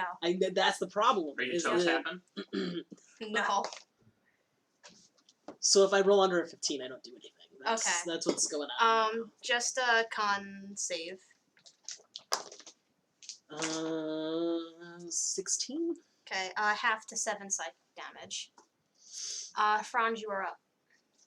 Who's still standing? Faye and the shadow in front, like surrounding Ash. So the darkness is surrounding Ash, Yes, so you actually don't even see Ash inside of there. but I know that Ash is in there. Maybe. I was right next to you when this all That's true. happened. That's So. I know, Yeah. I And Ash is pulled- Yeah. not on the field. And I pulled you Yeah. out, and so Yeah, people so you saw would you know. possibly get pulled out, and then saw, so they understand.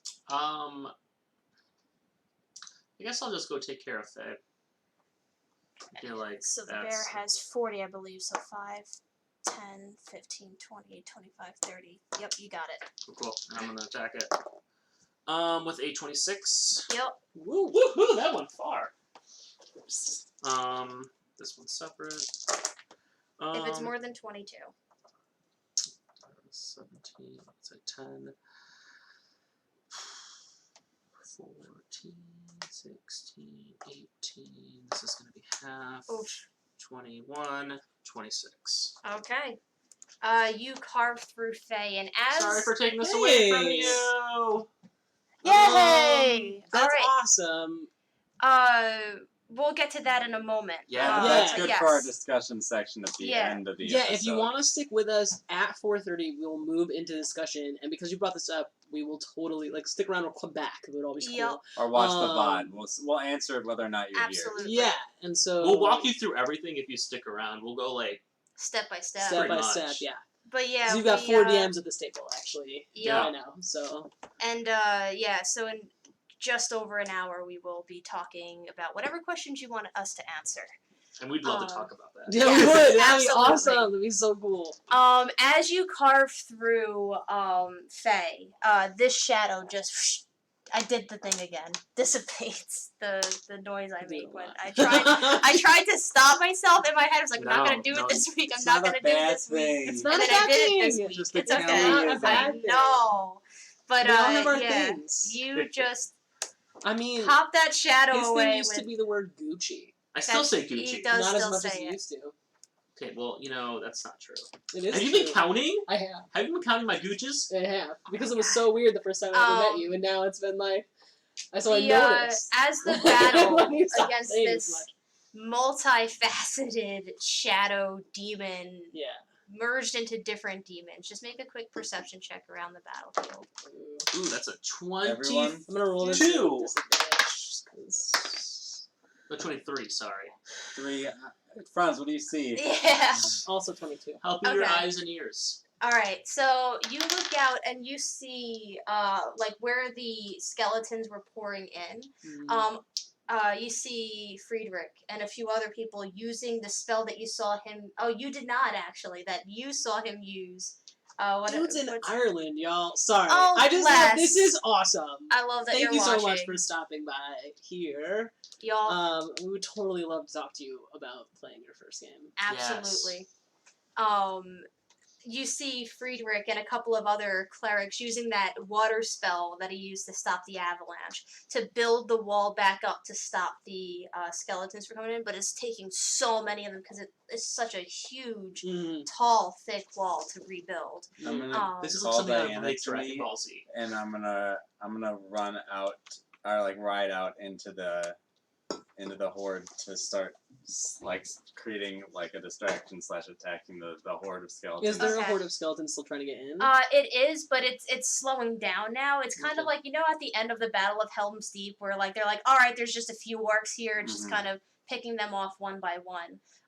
There are bodies everywhere because there were so many people involved in this fight and so many, like, you were focused on this big bad, but there was just so much that came in and so many people that needed to stop that to save you and the refugees. So The let me witch just strikes see. back, man. Yep, let me just roll a percentage die just to kind of see. And I'll let them do with advantage. Okay. So, like, there were a lot of people here. Just with your perception rolls, it seems like a majority of the people who fought left alive, and a third were either mortally wounded or very badly wounded, and they're out of commission. I So, have 3d6 of bonus action healing left. Is there anyone on death's door that I could save as I ride out? Yeah, absolutely. You just save 3 Okay. different people from death's door. And then I ride out into the night. So I have 4 slots of healing word, which I would also use. Okay. So you did a good enough perception where you see where you can use that. And as the fight comes to an end, you draw the clerics and the paladins that are like barely holding on to dear life here. And you I was use going to dole out some inspiration for death saving throws. And while I'm Nice. writing, I'm going to cast light on the sword, which I turn into a lance, and so that I can help attack the skeletons that way. Nice. And I'll have Diana hop over the wall that Friedrich is making, and like I'll ride on out and then start doing that or whatever. Nice. Just roll a d20 to see how good of a job you do, how long it takes. How much? Am I adding anything to the d20? Because I roll bad on every charisma. d20. Okay. Yeah, you do. 13. Okay. With a +5, or that was with the +5. So. Okay. Have you used your inspiration yet? Oh, I haven't. Let's 15. Okay, well that in my head 15 was kind of the cutoff. So it takes you a little while, but because you're being careful not to like hurt yourself because you kind of expended all of your healings. Well, they have they all have disadvantage on me. I'm That feeling too. confident that I'm not going to get hit once. We're gonna Yeah, find good people so- and knock off the disadvantage. Yeah. And I have so- green flame blade, so like it's just like this like fire lance just shooting out. And Yeah, so there were skeletons and beasts and bone demons just kind of lining up to get through the small crevice that's left as they're building it back up. But you were able to clear out the immediate area to the point where when you're ready to go back, one of them puts their bracer on and creates a little entry way for you to walk in. What's that noise? Are you yelling at me? Yes, it is. My computer's just fanning. So yeah. You come back in. What is Franz doing?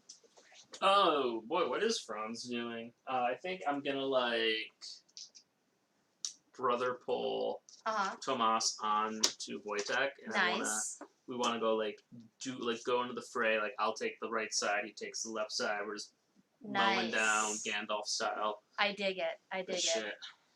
Let's just each roll a d20 and see how that goes. Add anything because it's 16 base. It's plus your like best modifier. Shit. Dex, that'll just be 21. Okay. You clearly are the one doing the heavy lifting. Tomas is mostly like parrying to make sure that none of them hit you. So he's not doing much damage, but he's making sure that. I like that teamwork. So. I like that teamwork. What Give him a is high Ash five. doing? Oh yeah. So who's taking care of the wounded? Like, does he know who the head of the person is on this field right now? So, there's no real head person right now. They're all like kind of self-healing. So like they're, the people who are better off are just kind of finding the people that expended all of their, spell slots to heal each other. Kurdu is actually walking around a bit. After Tomas leaves, and just kind of first he spends his time using whatever healing he can, and then he spends his time pulling people like the dead out and onto carts to transport them for burial or something. Yeah, Ash is whatever. He just needs something to do. Okay. And he needs something to do that's gonna be something he doesn't have to think about. Okay. Solitaire is great. Fair enough. So it was dinner time when just past dinner time when the attacks happened. I will say, if you don't want to get exhausted, because like doing all of this fighting, doing all of this pulling, it's Doesn't matter. Okay. He should be exhausted. That's what he's going for. Okay. I could say No you could pain, work no up. gain. You could work up until midnight to not be exhausted. You're going through. Yep. Okay. What are the other two doing? I'm feeling pretty sleepy. I'm gonna go to bed. Okay. We're in a war zone. I can't go to bed yet. Cool. But how much of we've pushed back this insurgency of skeletons? I mean, all the skeletons inside are dead. And M took her time making sure to push back how it was before. So there's like skeletons popping in here and there, but it's no longer like piling in anymore. Like the perimeter is secure at this point. What does Tomas want to do? Tomas is taking his time helping Kurdu out, checking to first he checks to make sure that the refugees are safe and kind of kept away and that they are fed and are safe. And then he would spend his time helping Kurdu and Ash, or he would want to help Kurdu and Ash just clean up the battlefield, get the dead somewhere secure, and then just kind of clean up the place. Does the captain want to talk to me? She is busy checking over, but if you were to stop her, like I'll just wait till she approaches me. I don't feel like I need to put my foot in my mouth. Okay. But you do notice, just because you're perceptive, that like the only people that like it doesn't seem like Kurdu or Tomas put two and two together because they just see, just saw a bear come up. They assumed that it was probably a really beefed up fine steed. Mm-hmm. And you see the bear kind of go off to like someplace, and then whenever he comes back, as There's she a polar was. bear, right? Yes. So. And that means whenever they get blood on the fur, it looks super gruesome and cool. Yeah. But it seems like no one else seems to know about her werebearness. Cool. If we ever like accidentally make eye contact and give like a wink. Okay, you definitely do. And she just Dope. and goes back to work. Cool. I guess I'm just gonna like go check on the refugees. Okay. That aren't kids. Well, the one kid because he's dead. Yeah. And what do you do? What do you spend your time doing? Tomas is reading. Actually, he doesn't have his book anymore, so he's reciting prayers. I just like want to like talk to them like they're humans. Okay. Like not gonna proselytize or anything. I just want to check in on them. I want to make sure like they're doing all right. Like I imagine like the one place of salvation that they thought could be safe during all of this madness has just been interrupted. So like kind of similar, just like make a nice meal. Okay. Make a nice stew and just like let them just kind of have a space to kind of like, recollect themselves. Nice. Just roll a charisma check with advantage. Well, let's see if I crit. I don't crit, but it's going to be 21. Okay. You're able to there are some people who might have been wondering whether or not they should even stay. Yeah. And you're able to convince them something bad happened today, but there's no place safer than here because look at what we were on it.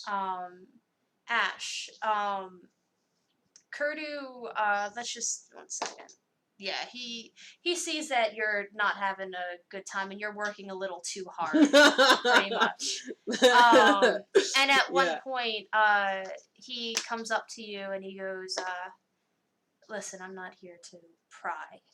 But would you... He just says then don't and continues on his way. Damn! He reaches out and grabs your hand. He goes, I'm just asking if you want soup. No, I'm fine. Okay. Don't... That's just not... Well, you're surrounded by people who want to make sure you're okay. And he lets you go on your way. But... He rolled an 18 on his insight, so, he knows that something is up. And, you may not be close, but, you're close to people he's close to, so he's just trying to extend the friendship. It's midnight. What do you do? How long have we been moving? It's been, a good 3.5, 4 hours since the fight. Okay, I'm probably just, at this point, just exhausted. Mm-hmm. So unless there's anything pressing, things still need to be moved around, except sandbags. I'm not with sandbags. Then I'm just probably just gonna pass out, hit the pillow, snoring, sprawled out, nice. Hope I have a bedmate because that space is now Franz's. Yep. Remember, you have a bottom bunk. Bottom bunk. No, top bunk. Top bunk. Okay. Yeah. What's it called? Tomas. You do that. Tomas just kind of walks you in, tucks you in, even though you're an adult now. And then he goes out and he's able to find Ash. And he finds you and he goes, oh wait, let me just. Tomas goes. The name tag. So this is the first time we're using this, and I feel like for any of our viewers, we need to show off this name tag of Franz's brother.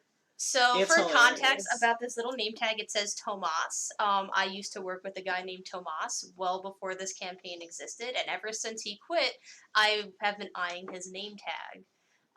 Because I want it. It was finally going to the graveyard. Yep, it was going to the graveyard, and because it's not my property to take, I went to my boss and I went, hey, can I take Tomas's name tag? And she goes, why? And I'm like, it's for D&D, please. And she goes, fine. But only because I know it's important to you and Nick, who is another friend that plays D&D. So now whenever I'm Tomas, I'm just going to flip the hair back and be Tomas.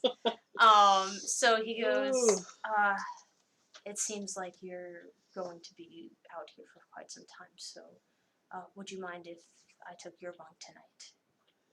Sure. Okay. Do you want some food? Have you eaten? Jesus. That one, Jesus. which is still 13. Yup. But he says yes. Nice. And you can decide whether or not. Yup. Whether or not that deception went over. Which I'm guessing it won't. No, he's not even going to inside check that. He's not even going to inside check that. Nope, So he goes, it's fine. oh, okay, yeah, I'll be right back. And he hurries off and he gets you some bread and some soup. And he walks over and he just hands it off to you. And he cuts the crust off or whatever. Like, he does whatever, like, mothering thing you would do. And he goes, when you sleep well. And he Ash will take the food. Yep.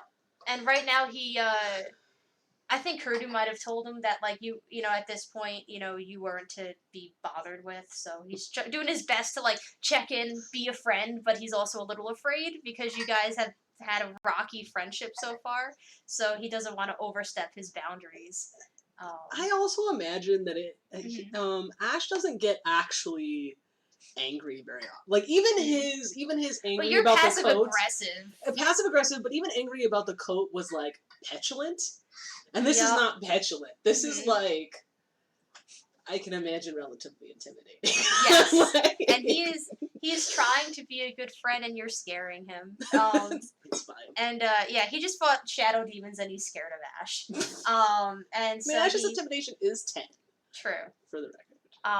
So he gives a little nod to you and hurries off and carefully climbs into the top bunk. Yeah. And then goes to sleep. Em, what are you doing? It's midnight. I'll patrol the outer rim to make sure that there's no more threats. Mm-hmm. And then I will put Diana in her, in the stable for the evening. Give her a little bit of, petting and stuff, and then I will go to bed, I guess. Okay. I don't think Emma's still in like fight mode. Like she's like definitely not in like converse with people or anything, but just like she's like kind of twitchy and worried about any other potential threats. Okay.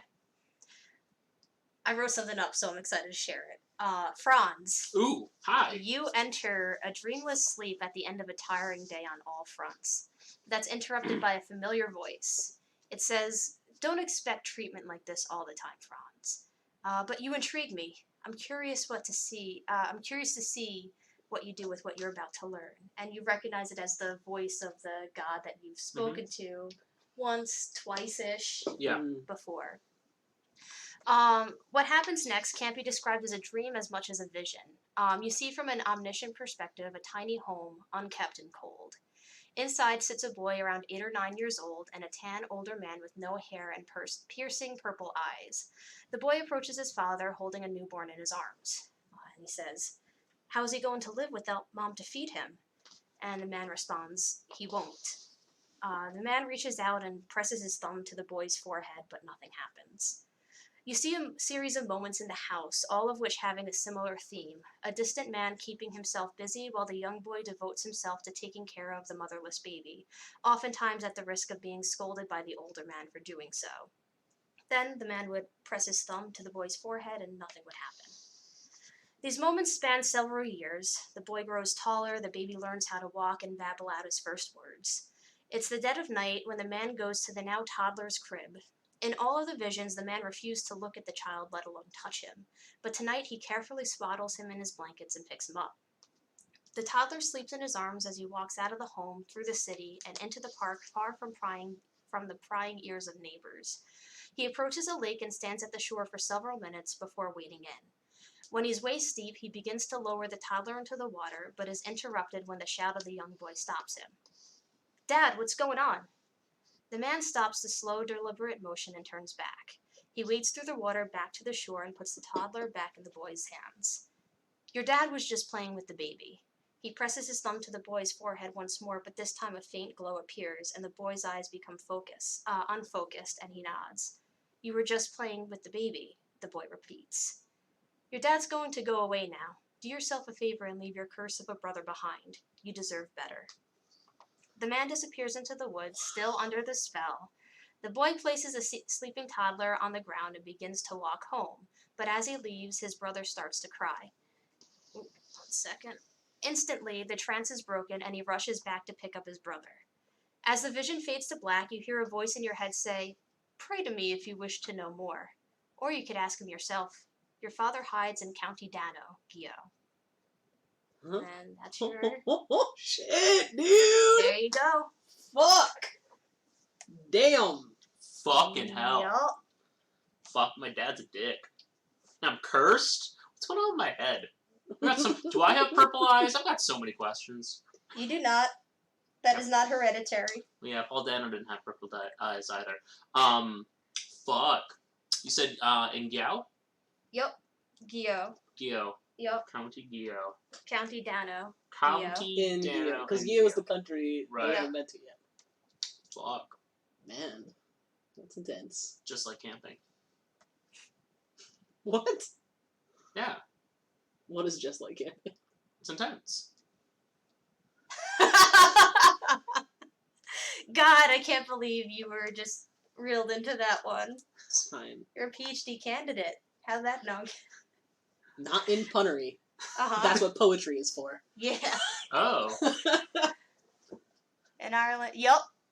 I actually kind of based the naming of Gio off of like county so and so in Irish countries. So Cool. I have family from like County Mayo, so I was like, oh, I'll do county so and so. So in my head, Gio is like a Norse sort of Curse. like geographical area named with like Irish stuff. That's awesome. Yep. Oh wow. I tried and can't. Nice. Awesome. This is very interesting This to is talk really about. cool. But yeah, it's cool, especially, you know, because, you know, we draw from real world things. Yeah. Like Taijo is very Eastern Asian centric in sort of demographic and naming conventions. Yeah, so Gio is based, like I said. The counties are named sort of in the Irish fashion, and the geography is the topography rather is very Norse. But yeah, it's morning. What do y'all do? I wake up and fuck. Damn, what's that for? Bluff. Yup. Is Yep. Tomas sleeping underneath me? He's got top bunk. Oh shit. Hey Tomas! No, What? because Franz is Or- already sleeping in top bunk. Oh, okay. So then he takes bottom bunk. Sorry. I'm like, Whatever I peep one's- over, I'm like, yo bro! And he rubs his eyes real slow. Gotta wait. There we go. He rubs his eyes real slow. And he looks up and he's like, "What? Am I cursed? No." Are you sure about that? Why are you asking? It's like morning. What happened when Dad left? he kind of like he stops because before like he was just like, what the fuck, like come on, it's too early, we were just doing stuff. But then when he asked that, he pauses and he's like, what do you mean? He had purple eyes? Yeah. Why do you keep touching my forehead? And for the record, he touched Tomas's forehead. Yeah. Why do you keep touching our foreheads? And he thinks and he's like, what are you talking Was he trying to drown me? What? like he's genuinely one. Like, It's too I early. am not trying And to two, Kate Chopin this yeah, shit. he's like, what? Why? What's with this? I mean, do you not have an answer? I mean, it was like 12 plus 13 years ago, Franz. Like, I don't remember. Dad just left. What did he say to you? Yeah, yep. Languages are that way, in fact. Let's just see. Let me just see if it's some. Oof. He is genuinely doing his best to think. And I said to him, like, you don't remember our dad leaving. I mean, you did literally see him be, like, spelled right before. Yeah. And he shakes his head. He goes, "No, he was just gone." Did you ever see him cast magic? Or anything like magic? That was before magic, That's- Franz. That's what we need to figure out. Why? I mean, what? When we had magic in Geo before, we knew that already. Not Gyo, Pagania. Right. A sort of magic. The artificer kind of Yeah. magic. So. Yeah. And he goes, I mean, if that guy, that Darius, he was able to do stuff before. But did you ever see him do that? No. Do you know anything about County Down Geo? And he goes, I was at the border. It's not far from the border. How do we get there? I mean, you go north, brother. I mean, it's... You look at a map. We go north. Okay. Remember when we prayed? Yeah, he's actually just gonna ask, like, he goes, like, were you visited in your sleep? Yes, I was. That's concerning. What did you see? I saw. Well, I saw you take care of me. What's interesting also is that what will the boy do without his mother? Not our mother, right? 1 second. Some Without deep reading no, shit. what is he? How is he going to live without mom to feed him? Oh, okay. So. Okay. Sorry. What was the last thing you said? I saw everything. I saw. How? What everything did you see? I mean, I didn't how see he everything. left? I mean, you probably were just starting to discover yourself at that time. Thank God I didn't see that. Oh god. He does not. Let's just see. He does a bad job, and he's just like. Boys gotta do clean the pipes. Anyways, and I'm losing my attention to myself. I saw him. I saw our dad just hand me over, and then the night he left, he took me out, swaddled me to drown me or baptize me. I don't know. And then you came out. He told you to leave me because I was cursed. He put a spell on you, and then you broke out of it. And he's trying.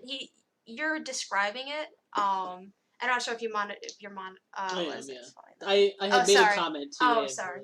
Gotcha. Fine. And he's remembering like just brief little moments, but like you could tell he's trying his best and nothing's really coming.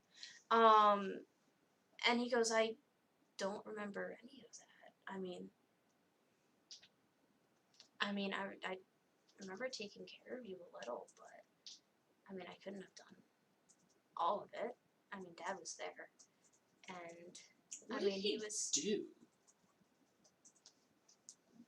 What do you mean? Like literally, did he work? Like, what did he do? Yeah. Did he just sit around and drink beer? Maybe at night, and you're making him question his like Like, cause he had this sort of perspective. Like, it's almost like and actually roll an insight check. It's gonna be 22. Okay. He's thinking a lot. And he can't find the answers that he's trying to question. And you can tell that the perception that he had before this seems to be something that was like rewritten or programmed into him to remember things one way. So I jump off my bunk, I put my hands on his shoulders, and I'm like, I slap him. And he's like, dude, and he pushes you away a little bit. It's a 14. Pushing you away. Just strength check to see if you still are shoulder. I fall down. That one. And like, oh, sorry, but like, why? Come on. I'm just come like, on. It's early. You have to know. Like, I know what you think you know, but you have to know that, like, I don't know what they did to you. I don't know what he did to you, but that's not what happened. Persuasion check. I'm lucky.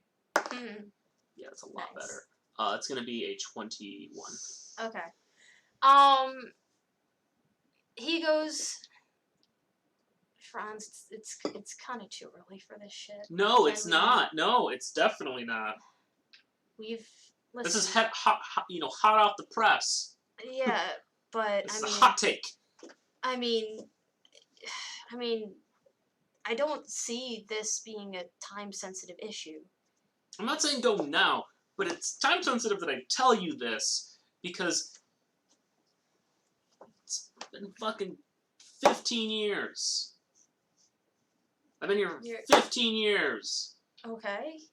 I mean, I'm not saying it's not important, Franz. I'm just saying it's early, I'm tired, and we've got to save your friend's friend and save this. We can save everyone, but I can tell you that what you know. He doesn't know about that.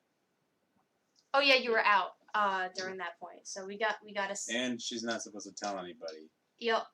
So sorry, I forgot that Tomas was out at that point. But we gotta save the fortress. And I mean. Don't act like this isn't important. I'm not saying it's not important, but. Also, I'm the one that woke you up, so don't act like you were already up and going about. No, I woke you up, so I can make time for this. I know, that's precisely why I am not in the mood for this. You're a military man. You should know how to wake up. I should, but I've been hauling ass all night. Man, your drill commander probably did not like you. And he goes, old habits die hard. Well, you know what's really hard? Trying to talk to a brick wall. You know what's really hard? Getting told that, after getting woken up and slapped, that Dad messed with my memory. Maybe consider that. No, we're not playing that game. You have to know that is a distinct possibility. Okay, Who are you gonna believe? I know. Who are you gonna believe? A god. We don't even know his name. He's hashtag Do we even know not Dad? my God. Do we even know Dad? You can't even tell me anything about him. You can't even tell me what he did. Give me one conversation you guys had together. Just one conversation. He stands up and walks away. He is done. He does the Ash move there. It's a good move. Yep. No, I'm like, I look at my invisible watch. I'm like, just think on it. I'm here all day. Just think. Just one conversation. Could be about waffles. I don't care. Just one. What is Em doing in the morning? Before I went to bed, I would have removed curse on the shield, so I would have taken a short rest to remove the curse. Okay. Otherwise,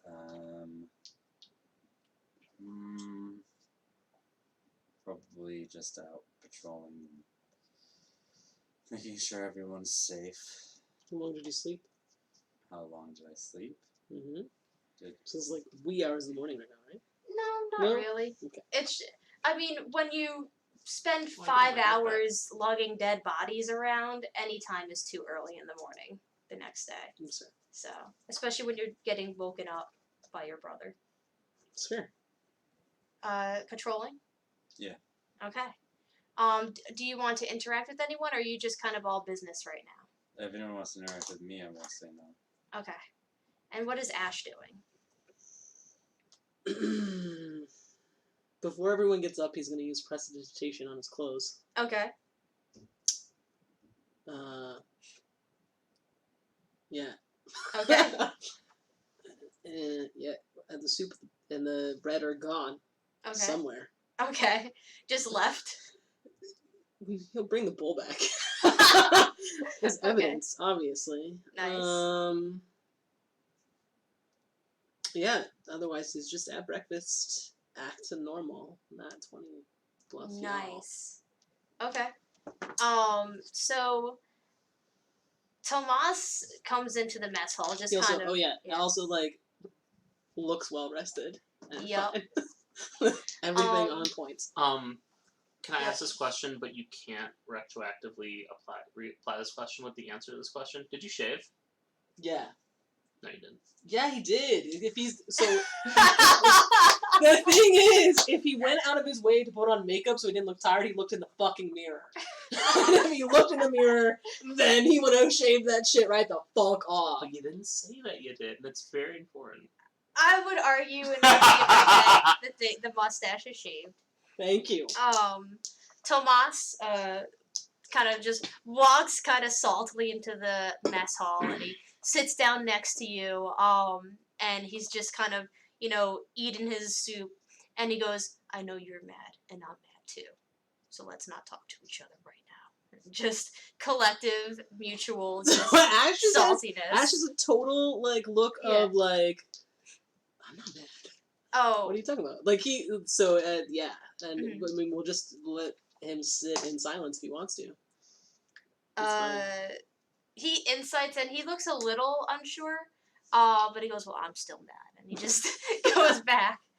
After about an hour or so of patrolling, Emery walks out to you, and she is on top of her polar bear steed, courtesy of one of the other paladins, because she is not a paladin herself. And she rides out to you and kind of stops next to Diana. And she goes, I would like to thank you for your help yesterday. I know that we are not close necessarily, but I appreciate that you and your friends risked your life. And I just I want you to know that kindness doesn't go unrewarded here.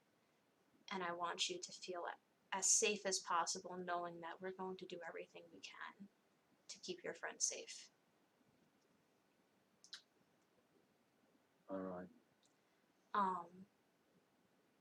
That thing that our prisoner, I guess. Do you know if your friend Ash intends to have the same? You mean Nora? No, you actually. Oh, what? Intends to still try and get whatever mercenaries now that, because I know he was planning on using that as a witness. Should I anticipate the timeline changing?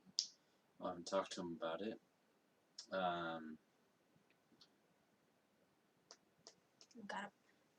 Sorry, I'm not Tomas anymore. I would talk to him about it. I don't think there's a large difference between you asking and me asking. Well, so we can cut out the middleman. He is your friend, and I have quite a lot to do. Not to be rude, but I would appreciate you discussing this before lunch, if you would not mind. What's up? On standard, is the chat rolling? Okay. Yep. Cool. That's nice. And she'll turn and head off after she makes her request. Unless you want to stop her. No. Alright, so what do you all do between breakfast and lunch? Get my mustache machete back. I'll continue patrol and then I'll go find Ash. Yeah, I mean, yeah, Ash would be. So I'm you sure it's like, on your bed or something. So you like it? Doesn't do as much damage as my other weapons. But at least did full damage, you unappreciative prick.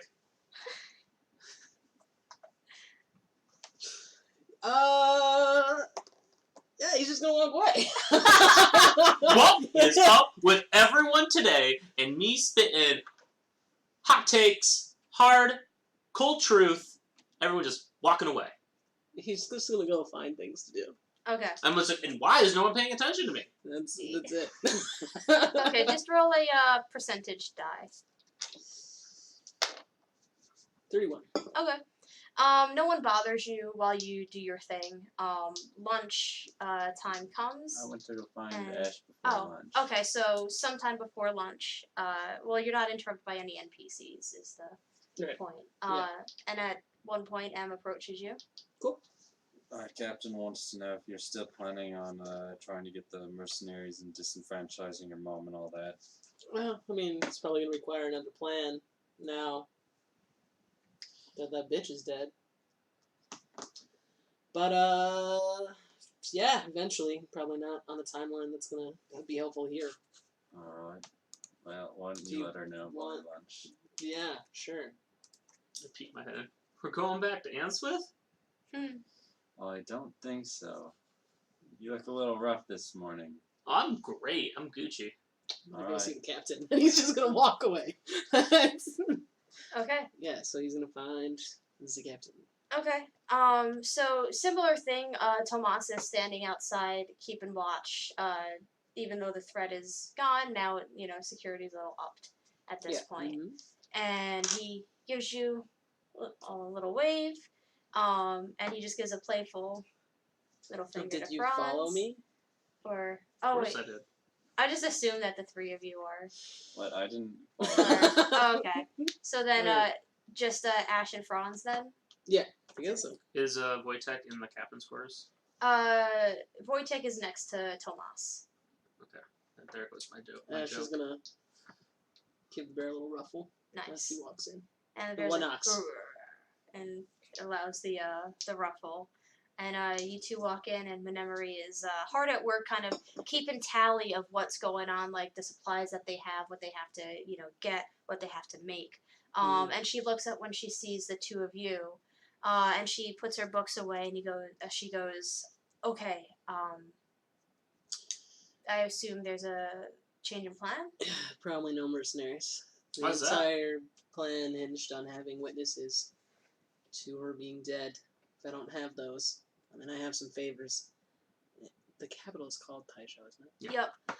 In Taisho, but probably not that many. We could just go down and make her Ash officially did send dead. the bird, so if you ever want to Yeah. have the bird come back and be like, Yep. yes, blah blah blah, but it's probably Yep. gonna take a few days anyway. So Yep. No, I've been keeping the Um, time because it's been like half a week at this point since you Yeah. sent the bird.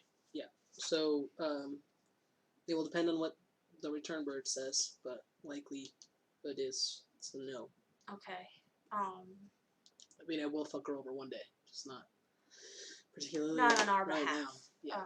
Okay. That's good to know. How long should I expect to mount the forces? I think we got a little bit of a setback.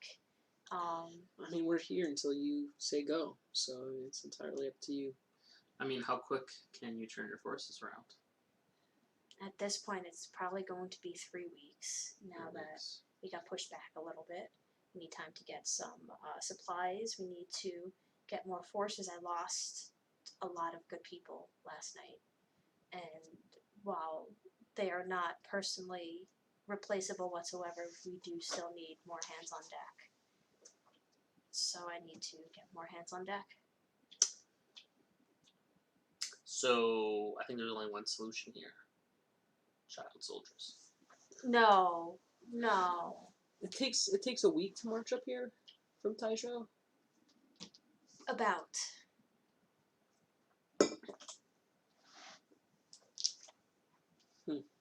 He just kind of has this look on his face and kind of like turns around and walks out as if on Excuse me. a. As you turn and walk. so he will turn back. I might be able to get some people here in 3 weeks. Not like an army. What But- are you but what are you thinking there? I know a lot of people. I've met your friends. You've met one of my friends. They're deeply incompetent. Lucky is deeply incompetent. Is he not your friend? Did you just disown him right now for the sake of this conversation? No, but he is not my only friend.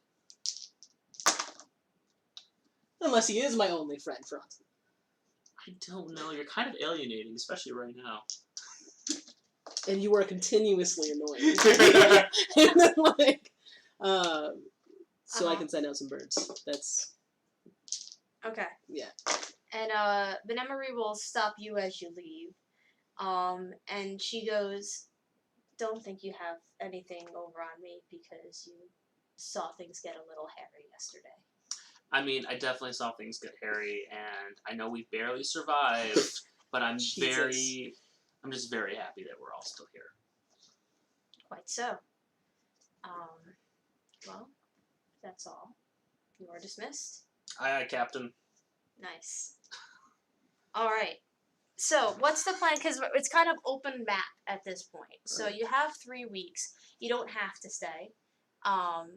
But how do you plan on trying to help this army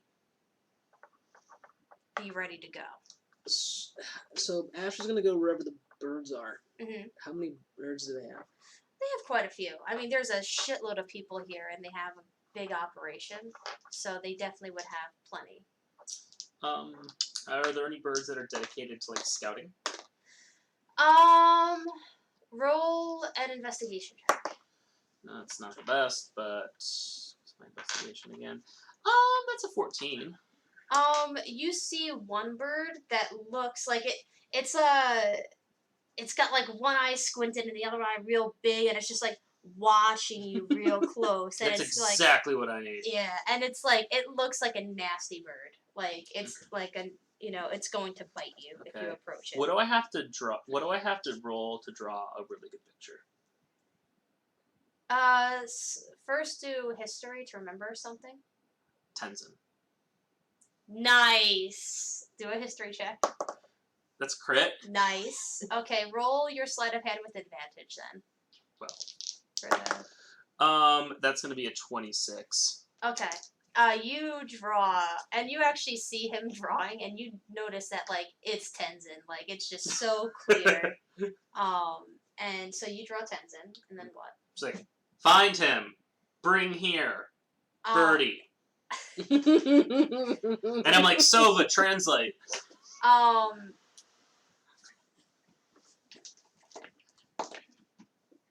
Have Silva make a dexterity saving throw. No! No! Oh God! Thank God she got I think it's a +3, so 18. As Silva like kind of chirps at it, the bird it's like a gnarly old hawk. And it just snaps at her. And it's got like big old sharp beak, and it probably would have hurt her pretty bad for Silva at least. But she quickly dives back into your pocket. Yeah. It's like, you have a job here. It just lets out this like big squawk.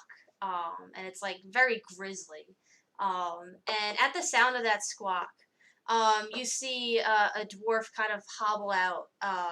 He's tending to the birds, like sweeping up poop, making sure that things are cleanly for the animals. And he goes, "What are you doing with old Nellie there?" Okay, old Nellie. I'm trying to get old Nellie to find this person and bring them here. Okay, you're not an authority to old Nellie. I'm not, but I'm trying to befriend old Nellie. I even had a translator, but old Nellie snapped in my translator. Like, I'm trying to be nice. I drew a really nice picture. Pictures don't befriend birds. But I'm trying. But isn't this old Nellie's job?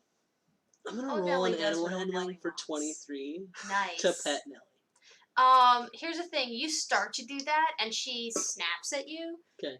But then you go into your mundane pocket and pull out some sweet breadcrumbs for old Nellie. And she starts, pecking away at it, and then you're able to get like a few little pets in there. And then the keeper goes, "See, your friend knows what's going on with old Nellie. Just gotta be good. You're talking to it like it could speak common, you fool. It could be, my bird can understand me. Your bird is not Old Nelly. Are you demeaning your own bird? I don't... No, I mean, is it demeaning to a dog to say that it can't speak Elvish? But it can understand me. Okay. Your bird is probably of the magic sort. You don't know my bird. Your bird just went into a little bag. No bird willingly goes into a bag. You just came out like of that. nowhere. You didn't see my bird do anything. I was watching you from the corner. You're a weird old man. What's your name? Keeper. Keeper. So, wow, you really lived up to your name. Yup. You are what you eat. It's like a Jaden growing up to be an asshole. Do you take damage for exhaustion in 5e? No, it's just you, right now you're at 1 level of exhaustion, which is movement is halved. No. Yep. And then So it's you're like just moving slow. saving throws, and then eventually you die. Yeah, but that's like level 6 or 5 or Yeah, 6. it So. takes a bit.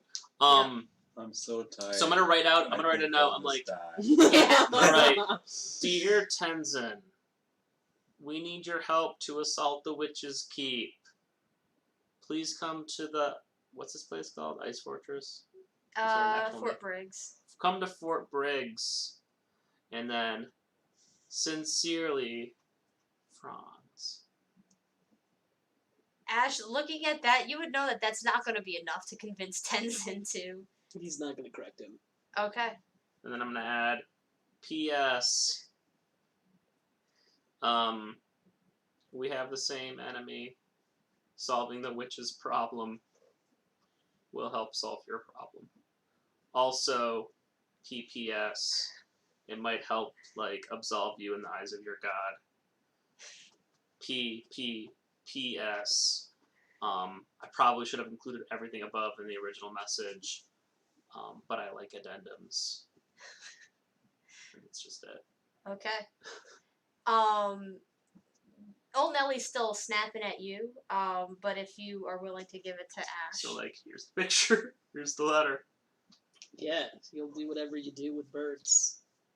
Ash knows. It doesn't. Yeah. The bird was rolling an intelligence check just to and he rolled a natural 17. He she lets out a big old grizzly caw and allows you to sticks out a foot, and it's all scarred, and she's missing a toe, and all the other toes have long nails because even though the keeper does his best, she doesn't let him clip her nails. But she allows you to tie the thing onto her leg, and she takes off. Godspeed, old Nelly. Bring us our boy. So who was that? Who's old Nelly? I don't know. It's your bird. No, the man you drew. Just a grizzly old fuck. Yeah, he's a grizzly old fuck, and he's good at fighting. So. He's really good at fighting. He gets one shot by dumb sorcerers. I don't know about that. I mean, to be fair, that was cutscene mechanics on him, so. Yeah, it sucks. That still happens. Yeah. He saved himself. No, he didn't. No. I mean, sort he of. sealed himself. I wonder if there's messenger birds here. Yep. So that's what I'm here for. Yep. So what are you sending? So I'm gonna send letter to his old fighting tutor if he's still alive. Okay. To see if he's got any students. Okay. And or himself. Okay. Of this away. Yep. I mean, he was old, but I don't think he would be so old that in 10 years he'd be done. So. Okay. Who else? He's gonna write some letters, and then he's gonna stop, and he's gonna stick them in his pocket, and he's gonna decide whether or not he's sending them. Okay. Because he doesn't really know if he wants those particular people. Okay. Are you hiding this from Franz? Because Franz does have high perception. You can roll above a 19. No. Okay, so you see Ash write some letters and put them away. And then what else? trying to think of people in his past who would be neutral enough for him to contact. So Rosie. She's not terribly far. And she might have some good contacts in that town. You get Yee-Kaw up here. That would be hilarious! Can we get Yee-Kaw up here? Oh man, that'd be great. And then he's also going to send a letter all the way down to the Dragonborn. Nice. Or I guess to Ryan's character. Boggs. Nice. Send a letter to Boggs and be like, undead shit, please send help. I mean, there's more to it, but that's going to be the gist. Okay. And those letters he's definitely going to send. Okay. And then, since Franz is probably watching, the letter he's sticking in his pocket is addressed to Marcus. Okay. And then, Em, are you doing anything today to try and rally troops, or is... Nope, just out for a walk. I sent you something. Not real happy. No. Oh, Kelly. About what? Oh, yeah, sorry. Let's see. Why don't you two do a little RP, or if you wanted to go find Em on her walk, just 5 minutes. We'll do the Eric 5 minutes mandatory RP. Take it from your thing. So I can read what Corey sent. It's not going to take 5 minutes, but might as well. Sure. We'll go find Em. Make sure she's fine. So what's up? What happened in the darkness? I don't know. Played some music. What kind of music? I like music. I get out my lute. Oof. And just so Em can be involved, like I'll say that like this, you see them kind of talking to each other as you're out for your walk. All right. So it's gonna be 27 beat on the bluff. But he's just gonna say it's an old love song I used to know. Ooh, for who? I don't actually know. It wasn't written by me. Who's written by? Some bard somewhere. So just not a song that you just happen to love. You did no research on it, even though you were at Bard College, where I imagine you would have accessibility in finding that information out. Yes. Do you remember everything you've ever looked at? No. No, but if I was really interested in it and I had the ability to find out more about it, I probably would make some strides in learning more about it. What strides did you make? Lots of drinking that incurred lots of blackouts. But didn't you graduate? I did. So you did some... So you've like sat in the library at least once. That's debatable. So you're telling me... Yes. That you just really love the song, and the song would somehow... I said it's an old song I used to know. Not that I really love it. Old song that you used to know. You did say love it, though. And now is haunting you after we kill a demon. And you know nothing about it other than that you used to know it. Nope. Bold face lie, but yeah. Beat a 27 and you'll know that's a lie. What am I rolling? Insight. I can't beat 27. Yeah. Yeah, it doesn't matter. Exactly. I'm doing that Daenerys Targaryen meme where she's just like... Yeah. Yo. Is that here yet? You're just a man of mystery. I think I am here. You're just a god old damn mystery man. Well, you know, someone has to be, the opposite of the person who tells everyone everything all the time. Or maybe you can like not bottle up like your emotions and actually share, especially as it's crucial to our mission. It's not. You're kind of different. Anyway. You're kind of different today. Are you sure there's something we don't want to talk about? Letting your emotions out's good. It's really good. A, I feel like that's debatable. And B, it's Is not that why you integral to drink? our mission in any... He doesn't actually drink that much. Just in black. Well, you're bluffing, but that's. In college, I drank a lot. Oh, then you just So you like get over magically stopped? Yeah. Wow. Really? You didn't have like any other baggage that you're working through or any of that? Are you social? So, Em, how was your walk? That's... Nice. Just shift it over. It's been fine. Good. Sleep well? Sure. I'll stop Why are trying you to stack talking to my me about dice. not talking enough? You still actually respond to me, you quippy bastard. So, Adam, anything you want to share? No. Sure. Well, you asked me if there's anything I want to share. And I'm sure you said that in character, and I'm gonna be like, you pedantic son of a bitch. Okay, a god visited me in my dreams last night. Daughter of a bitch. Get in line.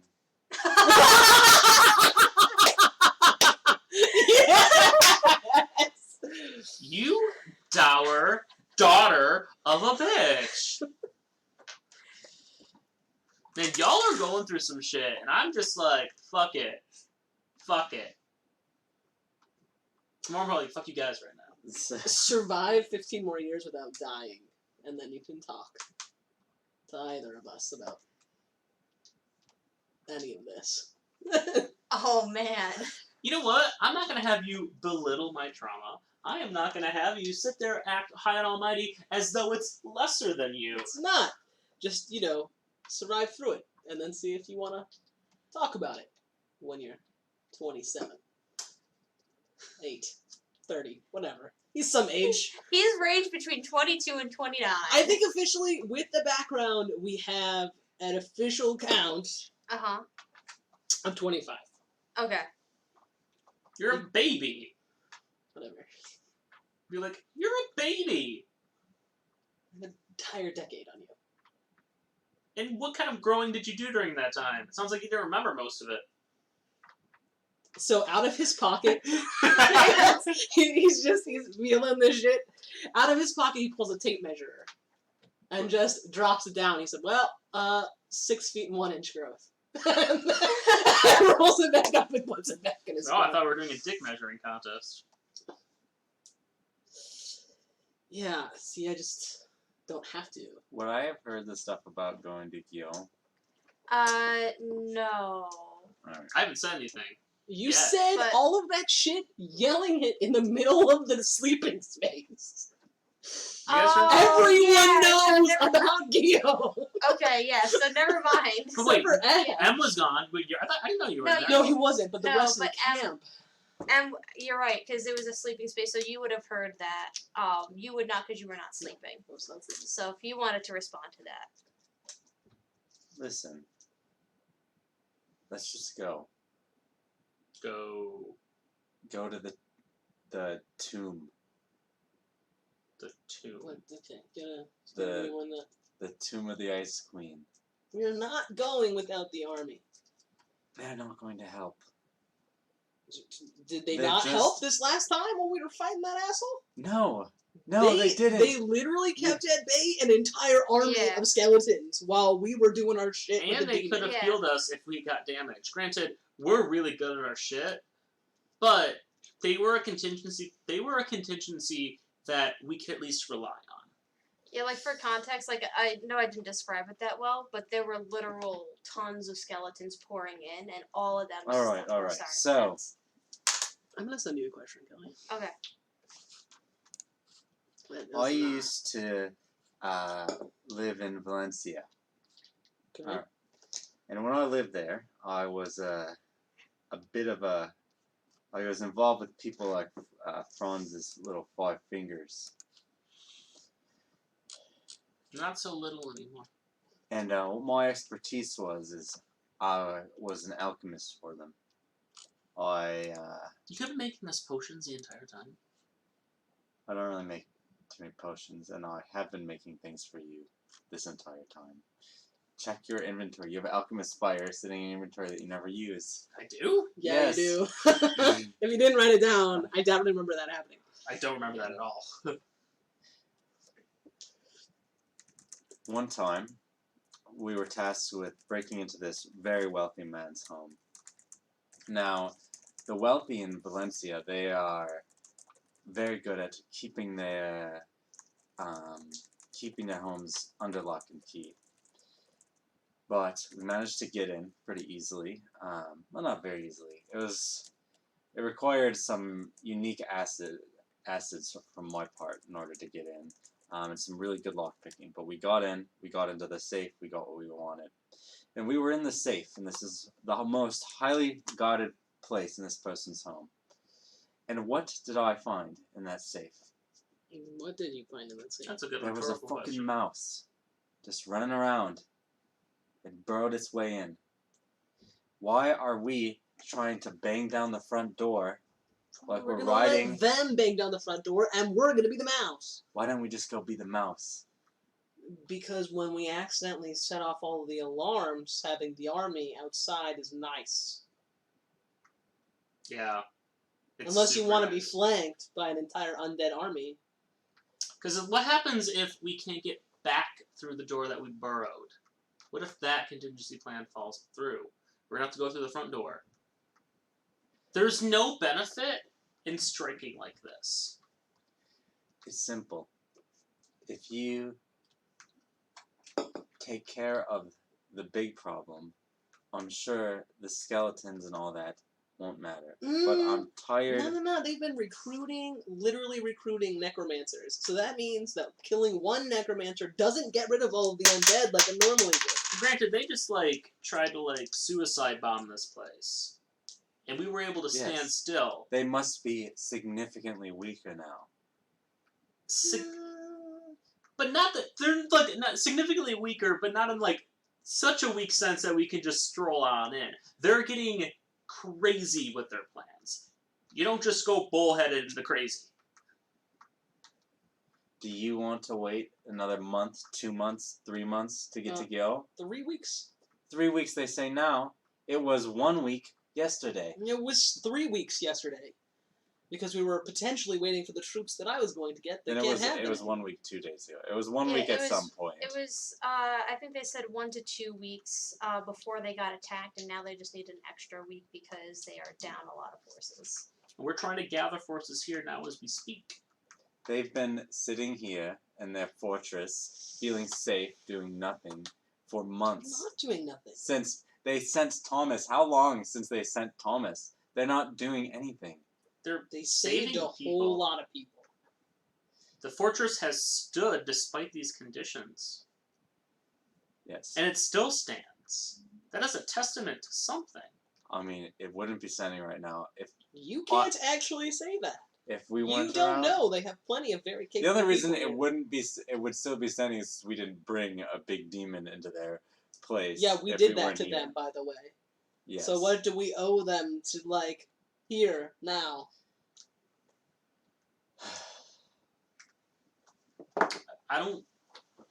If we face a Hellmare level threat, if not worse, at the tomb, I don't know if we can survive that by ourselves. I don't think we can. I disagree. I think we could. Nope. What? I did a sleight of hand check to do prestidigitation without anyone noticing. Oh, okay. What you casting there, buddy? I haven't showered in a while. You. I thought you already did that this morning when you woke up. Shaved? Didn't shower. You did say prestidigitation myself early in the morning today. That doesn't really matter. No. Okay, yes. Yep. He did. That's not what. This is a different thing. Yep. Okay. This is a different thing. He is blatantly lying to you if you ask that question. Alright. If that's in character. Okay. Then I was just confused. Okay. I just want to get on with it. I'm just tired of waiting. You want to go on a suicide mission, you can do that. They just embarked on a suicide mission, and look how it worked for them. We could be the Hellmare in this situation. We go in, cause a bunch of damage, and we have nothing to show for it at the end. I don't think it would go exactly like that, but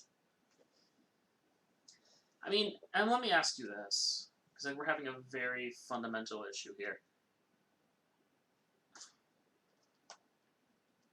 How much is the success of this mission important to you? what type of question is that? Do you not want to factor? Is factoring risk a part of your equation at all. Sure. Because it doesn't sound like you do care about that. You sound reckless, and you sound like you just... No, I think that it's just as reckless to go in with a big army as it is to go in by ourselves. This way we have two different routes. We go ahead of the army by however, We already have a handshake agreement with the captain, too. Right. We go in with the army by a day, add a couple of paladins to our troop, which won't come with us if we go before the army, by the way. So you're talking about the 3 of us, and that's it. Mm-hmm. We go ahead 24 hours, they catch up, and, ding dong at the door while we're doing everything else behind the scenes. And with Tomas, we have we have the bear, we have Wojtek. So we can all have a giddy up out, because we all can't be on Diana. Sure. But we don't even... I mean, Diana's not going to come into the tomb with us. It's not going to be much of a help there. I'm saying once we get there, I think once we get into the tomb, it doesn't matter if there's 3 or 100 of us. If we're looking to get through and get to the person and the quarters that we're trying to find, stealth. Yeah, I'm saying we have both. We use both. This is not an either-or situation. Look, I want to help you. I want to help you get to your friend. But I think we need to go into this, and I'm sorry, presuming they can't be saved. That us going in there and trying to negotiate or help them in the way that you want to is just not going to work. It might, but that's something that we can't bank on. We hope for the best outcome. We plan for the worst outcome.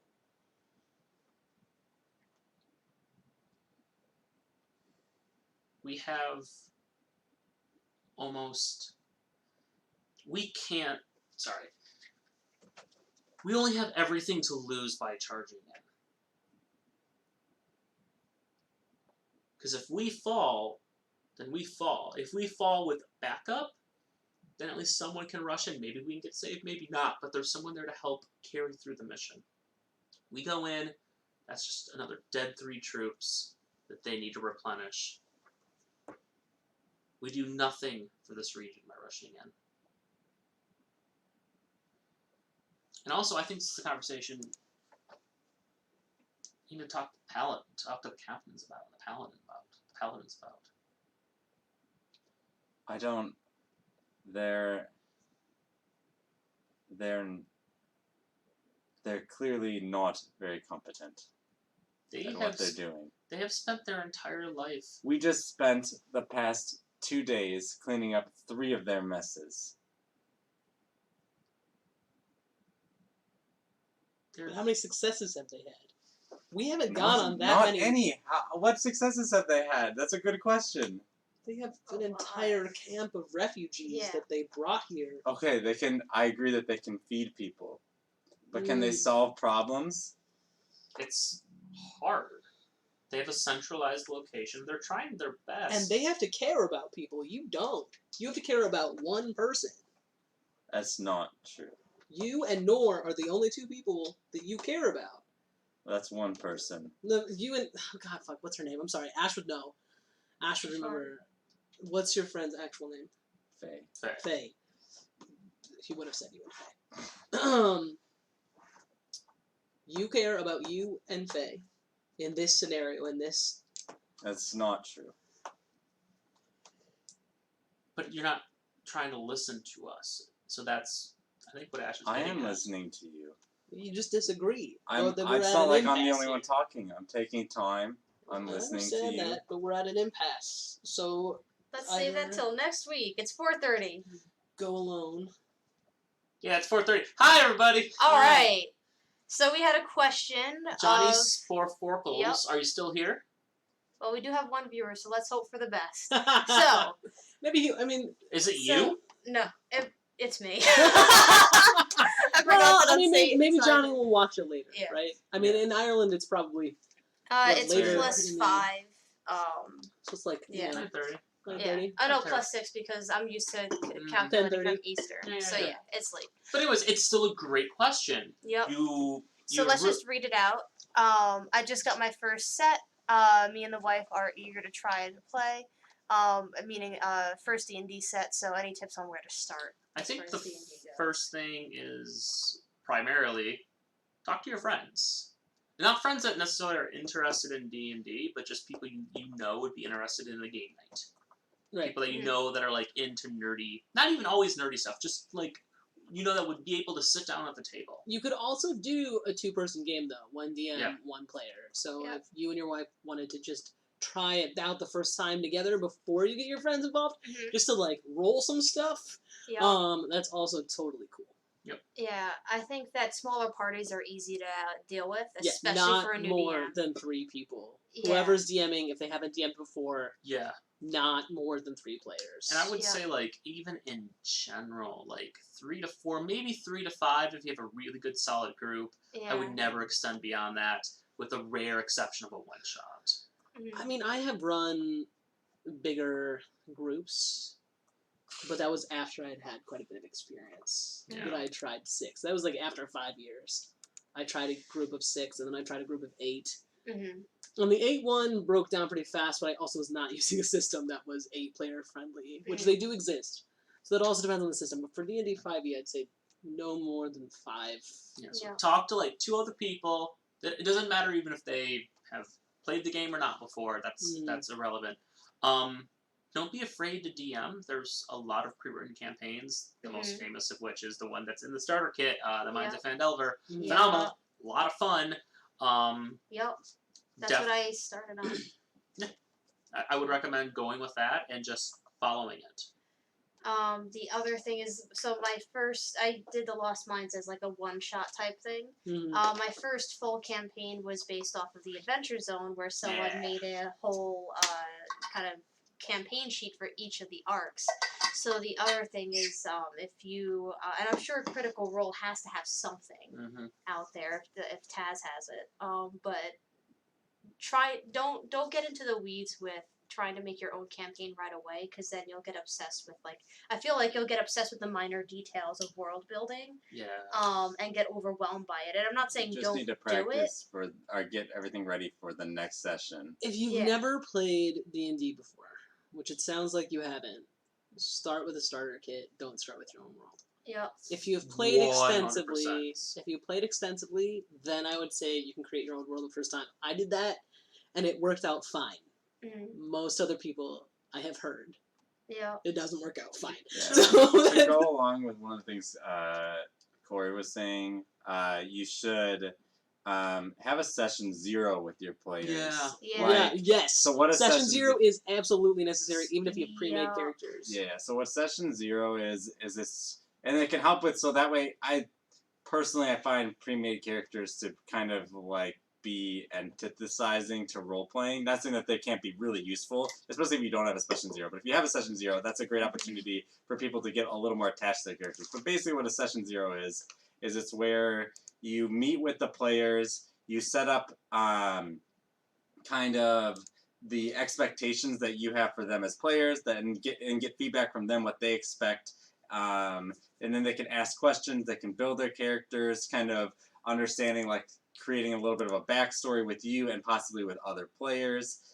So for instance, like in the current campaign that I'm doing, 2 of the players like decided at our session 0 that they were going to be like childhood friends, been friends for a long time. So like they had a built-in reason to like be working together and to be in a party and stuff like that. But the other thing that you can do in a session 0, if you're inclined, this is maybe if it's your first time DMing, maybe don't do this. But like what I did is you can present your players with like an option. So for us, it was one of them was like, you're in the desert and like it's like this ancient like lost civilization that's been here, and like you're kind of like spelunkers, like you're like exploring these ancient ruins, kind of more dungeon heavy, like trying to find treasure. Then the other one was more like recently like some event has happened, and like this kind of like there's been a big earthquake that's thrown the world into whack, and so you're kind of entering into this space and things are kind of changing right now.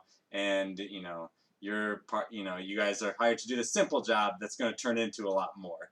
Like, and it's okay to spoil a little bit for them. So, like, for instance, like if I were picking between there's like the Ice Tombs of Delinar or something like that is one of the starter kits, and then the other one's the Lost Mines of Phandelver. I would just let my players choose between the two before I do any prep. Like, here, would you rather do this thing like where you're in this wintry place and like this is the core problem that you're going to be like interested in pursuing, or would you rather be doing this one, where you're in the Lost Mines and like this is the core problem that you're going to be solving, and that creates a lot of buy-in from the players because they feel like they've kind of helped choose the story that's going to be told. But that's really important to like for everyone to be on the same page in terms of the story being told. Like if you want to do Lost Mines, but you also really want to like add like science fiction elements or something, you want to have that expectation up front with your players. You don't want it to be like, like 5 sessions into their Lost Mines of Phandelver and we're wizards in Lord of the Rings, and then it's like, and then a UFO lands, like right, like that. Your players might completely disengage at that point if that wasn't the agreed upon expectation to start.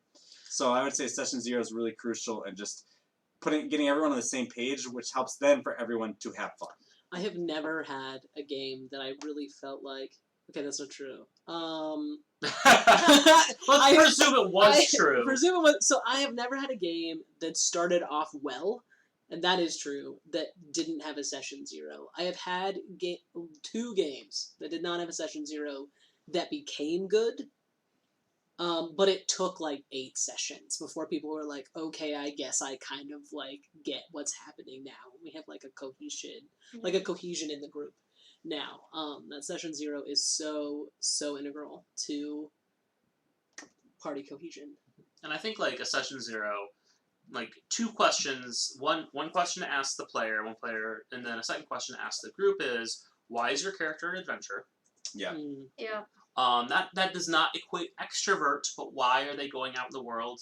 If a player makes a character that is a like complete recluse, doesn't want to go out and do anything, that's going to cause problems. And the second question, and then you can turn this to the group, is why is everyone together? And that I think will help in their character creation. Not to force them in certain directions, but make it so their characters aren't this lone wolf edgelord, which can be interesting to play for some campaigns, but can sometimes also be extremely antithetical to group play, and D&D is group play. I mean, that also like depends on how you're starting out the campaign, because if you're doing like what is, I guess now less standard, but at a certain time in gaming was very standard, kind of like you're in a bar and you meet everyone for the very first time at this bar, then that's okay. Like they don't need to have a reason why they're all together. Could just be gold. It literally could just be you're all answering a call to do a job for a guy that told you to meet at this bar. Like, and it's not a big question. It doesn't have to be like we've had years of experience together or anything like that. I don't know. You can change, like even if you're using kind of the starter set and stuff, feel free as the GM to like mess around with make the it writer. your own. So while I do agree with Eric, you don't have to go with the pre-built characters. I think for some people that might be useful, but others I totally understand. One thing I would recommend, especially if you're dealing with players who haven't done like character building before, which may or may not include improv in your imagination, would be to roll. There's this thing called background that you have to choose for your character, and it gives you a bunch of your herbalism kit. It gives you some proficiency bonuses. It gives you languages. It basically helps round out the class and race of your character. And part of it that it offers you when you go to the background section of the player's handbook is personality traits that you can roll on or choose from. And I think if you're dealing with players that don't really know how to create a character, how to play a character, lean in on those. You can change them, and personality is malleable. But, what? If you want to roll on what your character likes and then lean on that when you're role-playing, that is perfectly acceptable, and it's good, especially you're dealing with new players. I would encourage that. Or, like, rolling and then tweaking whatever thing you 100%. get, right? Like, oh, this makes sense, except for it would be, you know, like there's one I think for one of the backgrounds that's like there is a noble that you stole from that is out to get you right now. Yeah. And that's like part of the like you could roll that. It's one of like 8 options or something. Mm-hmm. And the way that I used that was not a noble, was actually like another bard who I had stolen from. Yeah. And he is like chasing me across the world, right? Mm-hmm. So like you can flavor it kind of based on stuff. It's all tools to use. Nothing is ever prescribed. Right. Yep. Yep. And stick to the rules at first, just because then you can figure out how it works And how to break them. and how to break them. But- And then also like feel like even in the first session, be like, nah, this just like we did it 2 times and it's just not working. Like we're But gonna also change feel it. free to be like, you know what? Like we fucked up. Just keep going. Right. Like, Yeah. You don't have to like Don't yeah, you dwell have to on and like fuck things ups. not going Mm-hmm. perfectly in terms of like, oh, they completely creamed this fight. Oh, did I do something wrong? Just let them win. It's okay. Like, Yeah. You also don't have to let them win. This entirely depends on your players. Mm-hmm. Yeah. Mm-hmm. Because there are lots of players that would be like, freak out if their character died, and there are some players that really would enjoy that flavor to the story and having to create a new character. So If you have completely new players, make it clear to them right away that a character death does not mean that the player is removed from the game. Yeah. right, yes, Because like new players to Dungeons and Dragons might think like my character's dead, I'm done, I guess. Like I don't get to play anymore, right? No, That just means maybe you're done for this session because we can't have Yeah. don't have time for character creation. An important question that I ask my players in character creation is your character a hero? Why or why not? And that helps them just conceptualize the character, because being a hero means a lot of different things to a lot of different people, and so just getting an idea of what your hero is. Another thing is just don't be a dick to your players. Like it's not a player versus DM. Yeah. No. You're all trying to have fun together. Right. When they win, you all win, generally speaking. But like when they want to do something that is interesting or fun, or they're trying to think creatively to solve problems, try to work with them to make that oddball solution or whatever it is work, rather than being prescriptive. Like don't come into a game of D&D thinking like that you know how the players are going to solve a problem. And like if they don't follow the ideas in your head, like your players aren't robots that are going to do what you want. You're going to set up situations, and just like they are going to react to them. My situation with fly, like I thought it would take you so long to wade through those things, but now you're like, I'm just gonna fly because That's what I do. did it. Yeah. And so, like, one of the things that I generally like to do as a DM is sometimes I'll just give my players tasks that I don't know how they'll solve. Like, even last night, I set up the mechanics of a potential heist that they would do, that the players would do.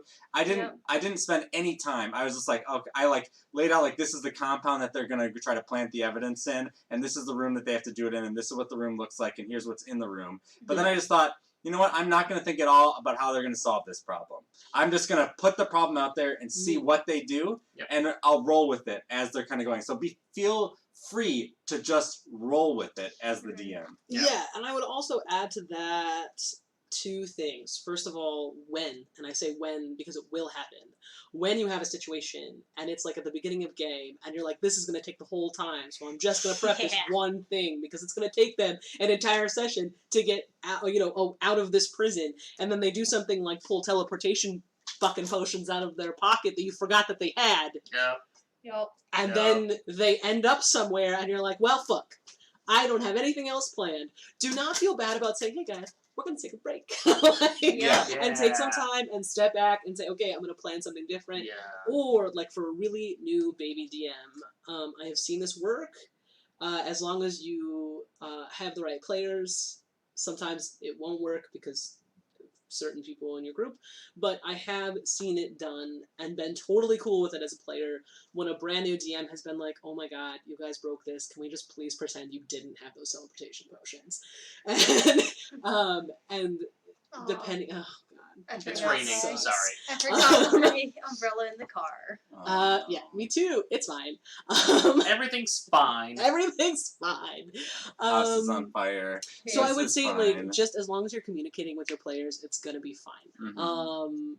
If they do something that you don't expect, like, you can either communicate that to them, or you can take a minute, or, like, just make them get up and leave, and you could do other stuff. Like, that's going to happen as a DM, and the first time that happens is going to be really jarring, probably, even if you're prepared for it. So yeah, it's cool, and you're not a bad DM if that happens. Mm-hmm. Yeah. No. Also, this may be unpopular, but I've seen it enough where I feel it's worth bringing up, is magic and spells is probably the most complicated part Oh my of god, D&D. Yeah. for sure. And if you're like all Separate grappling. Yeah. Which is always hard, even though when you look it up and you're like, these rules are actually relatively easy, you forget how it's done every single time. And so my recommendation, if you're all brand new, if there's one person who's seasoned and can actually talk through how it works, or someone wants to really spend the time to like study like the wizard class or the sorcerer class or any magic using class, I would highly recommend that unless a person has a very strong inclination to play like a strong magic using class, maybe not. Yeah. And There are only, pre-builds. There are pre-builds that have like a select, spell list that will work. I will lightly disagree with that because in my experience, and I've DM'd for quite a few players, they generally will self-select. So like players who are like, I am not familiar with these kind of things, I'm going to just play, a rogue, which is like a relatively simple class mechanically speaking. I'm speaking about the people who are completely new to this entire experience. Yeah, like I have had multiple players who come and just like, oh, the idea of magic, like it just sounds really interesting to me, though they have never mechanically dealt with magic in tabletop games or maybe even computer games. It's like they just like the idea of magic, so they're drawn to a magic class. So they just see a cute little gnome being a wizard. I'm gonna be a cute little gnome that's a wizard. I would recommend either sitting down with that player and talking through them, or maybe recommend something that maybe builds up to magic, or going with a pre-build. It's actually really fun. So one of the first games I was ever in with a brand new DM and a couple of other players, and granted that one of the other players was really experienced, and so helped the DM do this. Yes. So, and you're using a pre-build, so this might not be exactly what you wanted to do, but in one of my first games, it is like monsooning out right now. Yeah. If you're seeing anyone like look this way, it's because the windows are over there. Or that way, it's because the windows are over there. I'm always looking out the window when we're playing D&D, so... we all started out as, like, peasants. Oh, yeah. And had to work our way into... Yeah, it depends if you're starting at level 5...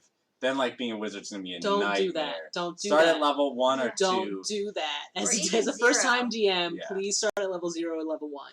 Level 2 is okay to some degree. If everyone is brand new, the whole group is brand new, start at level 1. Please start at level 1. Just the thing to be careful about level 1 is characters that will, nerf the damage. They can just die. Yeah, when in doubt, particularly with wolf pack tactics, just... Yeah. They don't feel bad, in regards to Wolf's Pack tactics. Sometimes you'll have a fight where, with goblins or something, and, the goblins, they want to gang up on, particular... if you're playing them tactically perfectly, they all want to gang up on one person because they get bonuses with more goblins on the enemies. Yep. If you forget to do that, it's okay. You don't have to be tactically perfect. Yeah. The measure of a DM's salt is just, are the players having fun? Yep.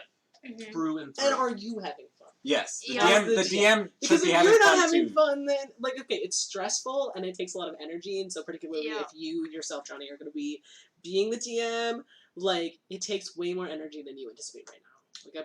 Yeah. But that's why you use a pre-built story and stuff that really takes a lot of the workload off, which is nice. The work up But to there's it, a lot of emotional... Sure. DMing, the act of DMing. Yeah. Because as a player, I can sit here and I can stare out the window and go into my own head and kind of drift off. Using the bathroom is something I've discovered. It's just you know what, guys? We're in the middle. I gotta go pee. I just do that as a DM. I don't care. But but here, Kelly is literally stuck in the corner Yep. between microphones and shit. Mm-hmm. There is no. I sit here and I don't move till 5. Eating is a thing. It's just Yeah. there's a lot because it's you have to be on as a DM. Yes. Yeah. Well, and there's this. Also, I have found that if I as a DM, as a player, I'm cool to eat at the table, but as a DM, I'm nah, I have to be snarfing down chili like you did on Sunday, right?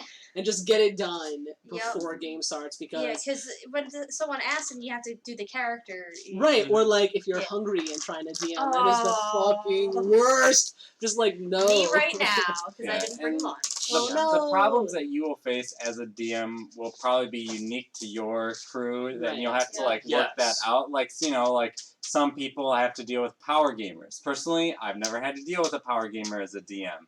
But a lot of people, when they go on message boards, I'm already trying to work around it. Don't worry. Being a good DM is not taking away your players' abilities, but working around them to create challenges in the face of those abilities. Right. Sure. And so one thing that I found to be just really, really useful as a DM is just what Kelly alluded to early in the session. But I just have my players every single session. We have when there's a moment of downtime, I just say, okay, mandatory role play, and I set like a timer for like 5 minutes. And it's just like the players, they have to talk to each other in character for that time, and you know, to varying degrees, people talk or share their backstories, or you know, it's just like interact. But I've always found two things. One, they always go over whatever time I set. Like I set 5 minutes, they just keep going and going and going. Like they like talking to each other. Yeah, I said 5 minutes mandatory roleplay, and I did not say anything for 25 minutes. Yeah, exactly. And so that alleviates you as a lot as DM. And trust me, most players will find that really rewarding and fun to talk to each other in character, and that makes the fights feel more intense, right? Because like it's not just the other dice on the map over there. That is. Right, that's Ash, and like Ash is surrounded by shadows. I'm gonna go dive into the shadows and try to get them out. Right, like it changes the way you play the game when you know the other characters better, and then it just like I said, it alleviates some of that DM pressure to be on 100% of the time when like you just turn it over to the players for a little bit. Speaking of things that like help DM, and then one last thing on this, because then I want to talk about it's all good. So random tables are awesome. Yes. Go find them or make them or find them and then make your own. That's all, like, you know, use them as ideas and then make your own. Generators. FastCharacterGenerator.com. I use all the fucking FastCharacterGenerator.com is awesome. Fantasy Name Generator. Yeah. Fantasy Name Generator. BehindTheName.com, which is actually a baby name site. Also phenomenal. Writing out just like a list of names before the session, so that way if the character just asks somebody's name, you just it's on the list that I already pre-wrote. Also, D&D, so these are all subreddits. Our D&D is good. Our D&D behind the screen is good. Our D&D next. Yep, and our Unearthed Arcana. There's a bunch of homebrew stuff. You're not going to be quite there yet as a new DM, but eventually you're going to want that. You're going to want that something that's more than a +1 axe. You want something fancy. Yeah, like the and mustache. RP is just as important as any battle you have. And I will like, as a person, this is coming from a person who really, really, really enjoys RP, like really more than combat. To be perfectly honest, if I could just RP the whole time, that's what I would do. But I can't RP the whole time because then I'll get too into it and then I'll start crying. One more thing, lean into whatever you feel most confident in. So if you do feel like a lot more confident in your ability to manage the mini map and the combat, feel free in those early sessions to like load them a little bit more with that kind of thing. If you feel a lot more comfortable staying in character and pretending to be an innkeeper or being the villain, have more opportunities for that kind of thing to just crop up. Lean into those strengths, because when you're feeling like you're in control of everything that's going on, your players are going to be enjoying it a lot more too. Don't like get into the trap of like, my players are expecting to have 3 fights in this 2-hour session. I need to, make sure that we have 3 fights. Like, just worry about leaning into what you feel confident in. Can I say one more thing? I have also one more thing. I will murder you. I am so sorry. I literally was talking about it. We can go over a little over 5. We have 6 minutes. Okay. We've got 6 minutes, guys. We can do all of this. We can do everything. Okay. If you have any games that you really like watching and you're like, oh my god, this person's a really great DM, like take little bits from that, and if you're not that person, that's okay. Yeah. Like, it's not gonna be like that. Yeah, exactly. And that's okay.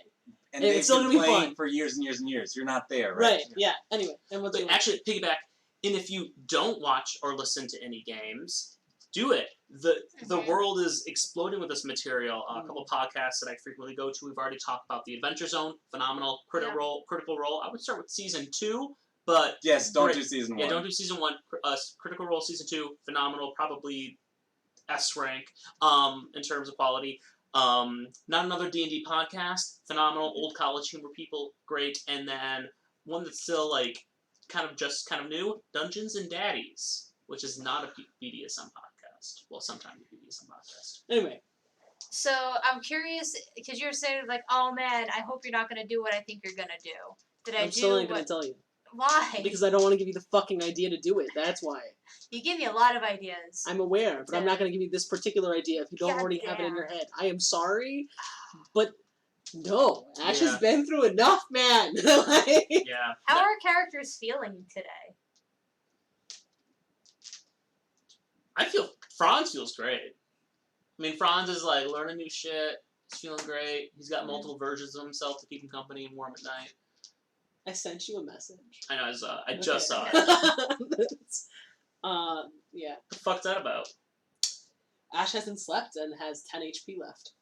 Jesus. Wait, Yeah. you didn't take the long rest? Nope. He didn't sleep. Yeah, I don't know. I just really want to try and pull that information from you. But also I'm really trying to marry narrative and battle mechanics. So like you were doing a lot of that, choosing not to fight by trying to keep with how your character would respond. Yeah. But There was also nothing to fight that just he walked could out. see. His Right? own depression. His own darkness. It's a metaphor. You want some metaphor? Cows. So I was rolling for 2 things actually, and that was like, if this is just himself, does he just kill himself in this darkness right now? So I was rolling for both of those things while we were playing. Damn. Yeah, you and your secret rolls always throw me off. Yep. Well, okay, so here's the thing: is I had a DM that used to do this all the time, and it would just be kind of like high or low, which I've said in this group a couple of times, which is what I'm doing with myself when I do that. Yep.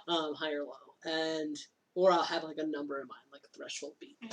To be able to do something or not to do something, and it just helps me make decisions for a character when I'm having trouble. When there's like something I want to do but it's not in character, then I won't. Fun thing to do with your players if you want to fuck with them. Only if you want to fuck with them. Just roll dice. Just roll dice. Roll dice, but also go and then don't remark on it. No. Oh, the best one. I think this is just going in between these things, just like, oh, okay. I'm just not telling them what you're doing. I don't know if that's great DM advice. That's no, like, you do that once in a while. That's like master class kind of stuff. Like, it is so much that's fun. not beginner It DM is so stuff much you need to work. fun. Yeah. Or my favorite is to make them roll just random checks. Yeah. Just like, oh, can you just roll a... And these don't have to Fun actually check be for for me? anything. That's the whole point. Ooh, another great one is just like, just roll me a luck check. They're like, what? What do I add to that? Oh, just tell me the number. Yeah. Just tell me the number. Yep. But I don't add anything. No. Just roll a d20. Yeah. Yep. Yeah, so Ash is fucked up. Good job. You're welcome. He's gonna make those I bluff think checks. everyone's Franz is doing fine, but it's coming towards the end of like like having to deal with Faye and everything. So I was quite. That's gonna be an interesting fight between the three of them. Not really in disagreement, maybe not a fight. Yeah. I mean, Eric, the player, am sick of waiting as well. I know. So, like, it's not even just... what I'm planning on doing is just having a time skip for next week. But this is fascinating, though. This is fascinating because I, as a player, really love downtime.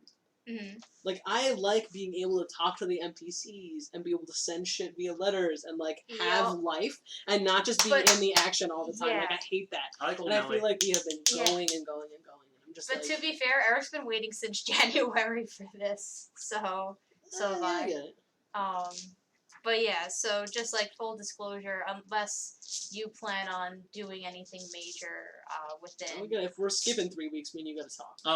I thought we were gonna do like a Stardew Valley simulator, and I was gonna start growing things and just like doing a whole session. I mean, I figure we could spend part of the session talking about what you do in the next 3 weeks. Yeah, but me and you I'm gonna have to send you if we're skipping 3 weeks next time. You gotta sleep sometime. Yeah. But I'm planning on trying to have like first half hour to hour max, recapping what's going on in the, in the 3 weeks, and then we're gonna move on to Go Day.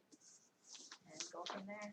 I mean, So are you just gonna have a plan for us prepared for the army, or are we gonna prepare that plan? Because that will be an entire session if we're preparing that plan. Let's work You on know that it. for the week, and let's go off camera and talk about that. Cool. So, but yes, thank you all for joining us. Thank We you. shall see you Awesome. same Thank time you. next week. Looks like it stopped raining. Um, Woo! So All we right. just narrowly avoided it. So better get out of here quick. No, just so you know, last time I I'll, gave my I'm gonna players the shut this option to off. figure Yeah, out the sounds good. plan, they decided guys. to